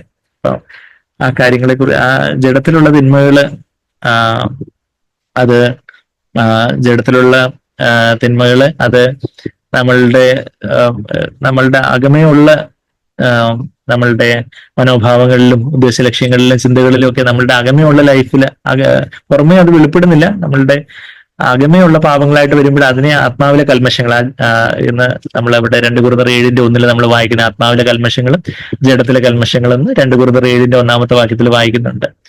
ആത്മാവിലെ കൽമശങ്ങൾ എന്ന് പറയുമ്പോൾ അത് പുറമേ അങ്ങ് വെളിപ്പെട്ടില്ല, പുറമേ അത് വാക്കായിട്ടോ പ്രവൃത്തിയായിട്ടോ ഒന്നും വെളിപ്പെട്ടില്ല. എന്നാൽ അകമേ അതൊരു കയ്പായിട്ട്, അതൊരു അസൂയായിട്ട്, അതൊരു നീരസമായിട്ട്, അക്ഷമയായിട്ട് ഒക്കെ, അല്ലെങ്കിൽ ഒരു നികളമായിട്ട്, അതൊരു അശുദ്ധമായിട്ടൊക്കെ, അത് അകമേ ഒരു ചിന്തകളുടെയോ മനോഭാവങ്ങളുടെയോ ഉദ്ദേശ ലക്ഷ്യങ്ങളുടെയോ ഒക്കെ തലത്തിൽ അങ്ങ് ഇരിക്കുക. അത് നമ്മുടെ ആത്മമനുഷ്യനാകുന്ന ഹൃദയത്തെ കവർ ചെയ്യുന്ന ജഡത്തിലെ ആ കൽമഷങ്ങൾ പറ്റുന്നതുകൊണ്ടാണ് അത് ആത്മാവിലെ കൽമഷങ്ങൾ എന്ന് പറയുന്നത്. അത് പുറമേ വെളിപ്പെട്ടില്ല. എന്നാൽ ജഡത്തിലെ കൽമഷങ്ങൾ എന്ന് പറഞ്ഞാൽ അതങ്ങ് പുറമേ വെളിപ്പെട്ടു. നമ്മളൊരു കോപിച്ചൊരു വാക്കങ്ങ് പറഞ്ഞു, അല്ലെങ്കിൽ രണ്ടാമത്തെ എന്തെങ്കിലും കാര്യങ്ങൾ ചെയ്തു പറഞ്ഞു, അതൊരു പ്രവൃത്തിയിലോ വാക്കിലോ ഒക്കെ വെളിപ്പെടുമ്പോൾ പെട്ടെന്ന് പൊട്ടിത്തെറിച്ച്, അല്ലെങ്കിൽ എന്തെങ്കിലും നമ്മള് കള്ളത്തരത്തിൽ എന്തെങ്കിലും ഒരു കള്ളം പറഞ്ഞു, അല്ലെങ്കിൽ നമ്മളെന്തെങ്കിലും ഒരു തെറ്റായ ഒരു ഡോക്യുമെന്റ് സൈൻ ചെയ്തു, അങ്ങനെയൊക്കെയുള്ള ഒരു തെറ്റായിട്ടുള്ളൊരു പ്രവൃത്തിയായിട്ട് വരുമ്പോൾ അത് ജഡത്തിലെ കൽമഷങ്ങളായിട്ട് മാറും. അതാ ആത്മാവിലെയും ജഡത്തിലെയും കൽമഷങ്ങള് അത് എല്ലാം വിശദീകരിച്ച് വിശുദ്ധി തികയ്ക്കാനാണ് അവിടെ 2 Corinthians 7:1 നമ്മൾ വായിക്കുന്നത്. അപ്പൊ അങ്ങനെ നമ്മുടെ ജഡത്തിന്റെ ഒരു സിക്കായിട്ടുള്ള അവസ്ഥ നമ്മൾ തിരിച്ചറിയണം എന്നുള്ളതാണ് ദൈവം നമ്മളെ കുറിച്ച് ആഗ്രഹിക്കുന്നത്. നമ്മളുടെ ജഡത്തെക്കുറിച്ചുള്ള എത്രമാത്രം നമുക്കൊരു വെളിപ്പാട് ലഭിക്കുന്നുവോ അതിനനുസരിച്ചായിരിക്കും നമുക്ക് യേശുവിനെ പോലെ നമുക്ക് രൂപാന്തരപ്പെടാൻ പറ്റുന്നത്. നമ്മൾ വിചാരിക്കുക നമുക്കൊരു കുഴപ്പമില്ല, ഞാൻ വലിയ വിശുദ്ധനാണെന്നാ നമുക്ക് തോന്നുന്നുണ്ടെങ്കിൽ നമ്മളെ അത്രമാത്രം ഒരു ദൈവത്തിൽ നിന്ന് അത്രമാത്രം അകന്നിരിക്കുക. നമ്മളെ ഇപ്പൊ തന്നെ പറയുന്നത് ഒരു അഴുക്ക് പുരണ്ട ഡ്രസ്സ് നമ്മൾ ഇട്ടുകൊണ്ടിരിക്കും, പക്ഷെ നമ്മൾ വലിയ ഇരുണ്ട വെളിച്ചത്തിലായിരിക്കണമെന്നുണ്ടെങ്കിൽ അത് അറിയത്തില്ല. എന്നാൽ നല്ല വെളിച്ചത്തിലേക്ക് വരുമ്പോൾ നമ്മുടെ അഴുക്കും ചുറ്റും ചുളിവും എല്ലാം അറിയാനൊക്കെ എന്ന് പറയുന്നത് പോലെ നമ്മുടെ ദൈവത്തിന് ദൂരം മാറിയിരിക്കുമ്പോൾ നമുക്കൊരു കുഴപ്പമില്ലെന്ന് തോന്നും. ഇപ്പൊ ചിലർ പറയത്തില്ല ഞാനൊരു പാപവും ചെയ്തിട്ടില്ല, എന്റെ ജീവിതത്തിൽ നിന്ന് ചില ആൾക്കാരെ നമ്മൾ ചിലപ്പോൾ സുവിശേഷം പറയുമ്പോൾ ഞാനൊരു പാപവും ചെയ്തിട്ടില്ല. പക്ഷെ അവർക്ക് അത്രയും പോലും ആ കാര്യങ്ങളെ കുറിച്ച് വെളിച്ചമില്ല, പാപം എന്താണെന്ന് അവർക്ക് അറിയത്തില്ല. അതുകൊണ്ട് അവരങ്ങനെ പറയുന്നത്. ഇത് പറയുന്ന പോലെ വിശ്വാസിയാവുന്ന നമ്മൾക്ക് പാപത്തിന്റെ ഗൗരവം കർത്താവിനെ പോലെ അല്ലാത്തതായിട്ടുള്ള സദൃശമല്ലാത്തതായിട്ടുള്ള പല മേഖലകളും നമ്മുടെ ജീവിതത്തിൽ ദൈവം കൂടുതലായിട്ട് കാണിക്കുമ്പോൾ നമ്മുടെ സ്വാർത്ഥതയും നികളവും ചില കാര്യങ്ങളിലൊക്കെ ഉള്ള നമ്മളുടെ പല നിലപാടുകളും ചില കടുംപിടുത്തങ്ങളും ഇതൊക്കെ ജഡത്തിന് തിന്മയെ കുറിച്ചൊരു വെളിപ്പാട് കർത്താവ് ഈ നീച പാപിക്ക് അവിടുത്തെ പ്രേമഹിതത്തെ വെളിപ്പെടുത്തണം. അതായത് നീച പാപിയായിട്ട് അവിടുത്തെ മുമ്പാകെ അരിഷ്ട മനുഷ്യനാണ് കർത്താവ് എന്നോട് കരുണ തോന്നണേന്നുള്ള ആ ഒരു മനോഭാവത്തോടെ നമ്മൾ മുമ്പാകെ ആയിരിക്കും ദൈവം നമുക്ക് നമ്മളുടെ ജഡത്തെക്കുറിച്ച് കൂടുതലായിട്ട് നമ്മളിൽ ജഡത്തെക്കുറിച്ച് പറഞ്ഞാൽ നമ്മൾ ക്രിസ്തുവിന് ചേരാത്തതായിട്ടുള്ള എന്തൊക്കെയാണെന്നുള്ള കാര്യങ്ങൾ കർത്താവ് നമുക്ക് കൂടുതലായിട്ട് കാണിച്ചു തരികയും അങ്ങനെ നമ്മൾ അവിടെ മാനസാന്തരപ്പെട്ട് കഴിവുകൾ പ്രാപിച്ച് പരിശുദ്ധാത്മാവിന്റെ ജീവൻ അധികമായിട്ട് പ്രാപിക്കുമ്പോൾ ഇങ്ങനെ നമ്മുടെ ആത്മീയ കപ്പാസിറ്റി കൂടുന്നു. ആത്മീയമായിട്ട് നമ്മൾ കൂടുതലായിട്ട് പരിശുദ്ധാത്മാവിന്റെ നിത്യഘനത്തെ ആ വെയിറ്റിനെ കൂടുതലായിട്ട് ഉൾക്കൊള്ളാൻ പറ്റുന്ന ഒരു ആത്മീയ ഹെൽപ്പുള്ളവനായിട്ട് മാറുമ്പോൾ നമ്മൾ യേശുവിനെ പോലെ കൂടുതലായിട്ട് ആയിത്തീരുക ചെയ്യും. അപ്പൊ അങ്ങനെയുള്ള ഒരു പക്വതയുള്ള ജീവിതത്തിലേക്ക് നമ്മളെ നയിക്കാനാണ് കർത്താവ് ആഗ്രഹിക്കുന്നതെന്ന് നമ്മളിപ്പോ കേട്ടതുപോലെ 1000 വർഷം കർത്താവിന്റെ നന്മ അനുഭവിച്ചിട്ടും തന്റെ ജഡത്തിന്റെ തിന്മ ഒന്നും മനസ്സിലാക്കാത്തവരാണ് സാത്താന്റെ പിന്നാലെ അന്ന് പോയി നിത്യ നരകത്തിലേക്ക് തുടർന്നുള്ള വാക്യങ്ങൾ നമ്മൾ ആ കാര്യങ്ങൾ കാണുന്നുണ്ട്. നമുക്ക് വെളിപാട് പുസ്തകം 20 അധ്യായത്തിന് 9 മുതലുള്ള വാക്യങ്ങൾ നമുക്ക് അടുത്ത ആഴ്ച നമുക്ക് ദിവസാഴ്ച ചിന്തിക്കാവില്ല. നമുക്ക് ഒരു വാക്ക് പ്രാർത്ഥിച്ച് കൺക്ലൂഡ് ചെയ്യാം. സ്നേഹം നിറഞ്ഞ പിതാവേ യേശുവേ, അവിടുന്ന് തന്ന തിരുവചനങ്ങൾക്കായിട്ട് ഞങ്ങൾ അങ്ങനെ സ്തുതിക്കുന്നു കർത്താവേ. അതെ കർത്താവ്, ഞങ്ങളെ ആദ്യം ചിന്തിച്ചതുപോലെ ഞങ്ങൾ വാഴാൻ വേണ്ടി അവിടുന്ന് കർത്താവിന്റെ അതേ ലെവലിലുള്ള ഒരു സിംഹാസനം, അതേ കർത്താവിന്റെ അതേ സിംഹാസനം തന്നെ കണ്ടയായി ഞങ്ങൾക്ക് അരുളി അത് ഞങ്ങൾക്ക് ഓഫർ ചെയ്യുമ്പോൾ കർത്താവേ, ഞങ്ങള് അതിൽ കുറഞ്ഞ വേറെ പലതിലും ഒക്കെ തൃപ്തിപ്പെട്ട് ചപ്പും ചവറും ഒക്കെ ഈ ലോകത്തിന് ചപ്പിനും ചവറിനും ഒക്കെ പിന്നാലെ പോകുന്നുണ്ടല്ലോ. കർത്താവ് ഞങ്ങളോട് ക്ഷമിക്കണം, അവിടുത്തെ രക്തത്താൽ ഞങ്ങളെ കഴുകണം. കർത്താവ് ആത്മാവിനാൽ പരിശുദ്ധാത്മാവ് ഞങ്ങളെ നിറച്ച് കർത്താവെ ജയിച്ച് കർത്താവെ അങ്ങ് ജയിച്ച് പിതാവിന്റെ സിംഹാസനത്തിൽ ഇരുന്നത് പോലെ ഞങ്ങൾക്ക് ഇന്ന് കർത്താവെ ആത്മാവിന്റെ നിറവില് കർത്താവെ ജയിച്ച് ഈ ജഡത്തെയും ലോകത്തെയും പിശാചിനെയൊക്കെ ജയിച്ച് കർത്താവെ ഞങ്ങൾക്ക് അതിനോട് കൂടി ചേർന്നിരുന്ന് ഇന്ന് തന്നെ ആത്മാവിന്റെ തലത്തിൽ ഞങ്ങൾക്ക് വാഴണം. അന്ന് രാജാക്കന്മാരും പുരോഹിതന്മാരുമായിട്ട് ഞങ്ങൾക്ക് വാഴണം 1000 വർഷക്കാലവും പിന്നീട് പുതിയ ആകാശത്തിൽ പുതിയ ഭൂമിയിലും കർത്താവെ ഞങ്ങൾക്ക് വാഴണം. ഞങ്ങളോടൊപ്പം ഞങ്ങൾക്ക് ഇപ്പോഴും ഏറ്റവും ക്ലോസസ്റ്റ് ആയിട്ടായിരിക്കണം. ഞങ്ങളുടെ ജഡം എത്ര തിന്മയുള്ളതെന്നുള്ള കാര്യമൊക്കെ ഞങ്ങൾ കണ്ടല്ലോ കർത്താവെ. ഞങ്ങളുടെ ജഡത്തെക്കുറിച്ച് ഞങ്ങളുടെ സ്വയജീവനെ കുറിച്ച് ഞങ്ങൾക്ക് തന്നെ വെളിച്ചം തരണമെന്ന് പ്രാർത്ഥിക്കുന്നു. ഞങ്ങളെ തന്നെ വഞ്ചിച്ച് കർത്താവെ അന്ന് കർത്താവിന്റെ വരവിനാളിൽ ഞങ്ങൾ ലജ്ജിച്ച് പോകാൻ ഇടവരുതെന്ന് പ്രാർത്ഥിക്കുന്നു. ഞങ്ങളെ കുറിച്ച് കൂടുതലായിട്ട് അങ്ങനെ വേദനിപ്പിക്കുന്ന വ്യസനമാർഗം എന്തെങ്കിലും ഞങ്ങളിൽ ഉണ്ടെങ്കിൽ അത് ഞങ്ങൾക്ക് വെളിപ്പെടുത്തി തരണം കർത്താവെ. മാനസാന്തരപ്പെട്ട് അങ്ങേപോലെ കൂടുതലായി തീരുവാൻ കർത്താവെ ഞങ്ങളെ തന്നെ സഹായിക്കണമെന്ന് പ്രാർത്ഥിക്കുന്നു കർത്താവെ. അവിടുത്തെ ആത്മാവിനെ ഞങ്ങളെ നിറച്ചാട്ടെ, സമൃദ്ധമായ ജീവനാൽ നിറച്ചാട്ടെ. ഞങ്ങളെ ഓരോരുത്തരെയും എസ്പെഷ്യലി ചെറുപ്പക്കാരെയും കുഞ്ഞുങ്ങളെ ഓർത്ത് പ്രാർത്ഥിക്കുന്നു കർത്താവെ. അവിടുത്തെ ആത്മാവിനെ ഞങ്ങൾ ഓരോരുത്തരും നിറച്ചാട്ടെ, ഞങ്ങളെ വെല്ലുവിളിച്ചാട്ടെ, അവിടുത്തോട് ചേർന്ന് ജീവിക്കാൻ ഞങ്ങൾ ഓരോരുത്തരെയും സഹായിച്ചാട്ടെ. എല്ലാം യേശു കർത്താവിന് വിലയേറിയ മാതിരിയുള്ള നാമത്തിൽ തന്നെ ആമേൻ.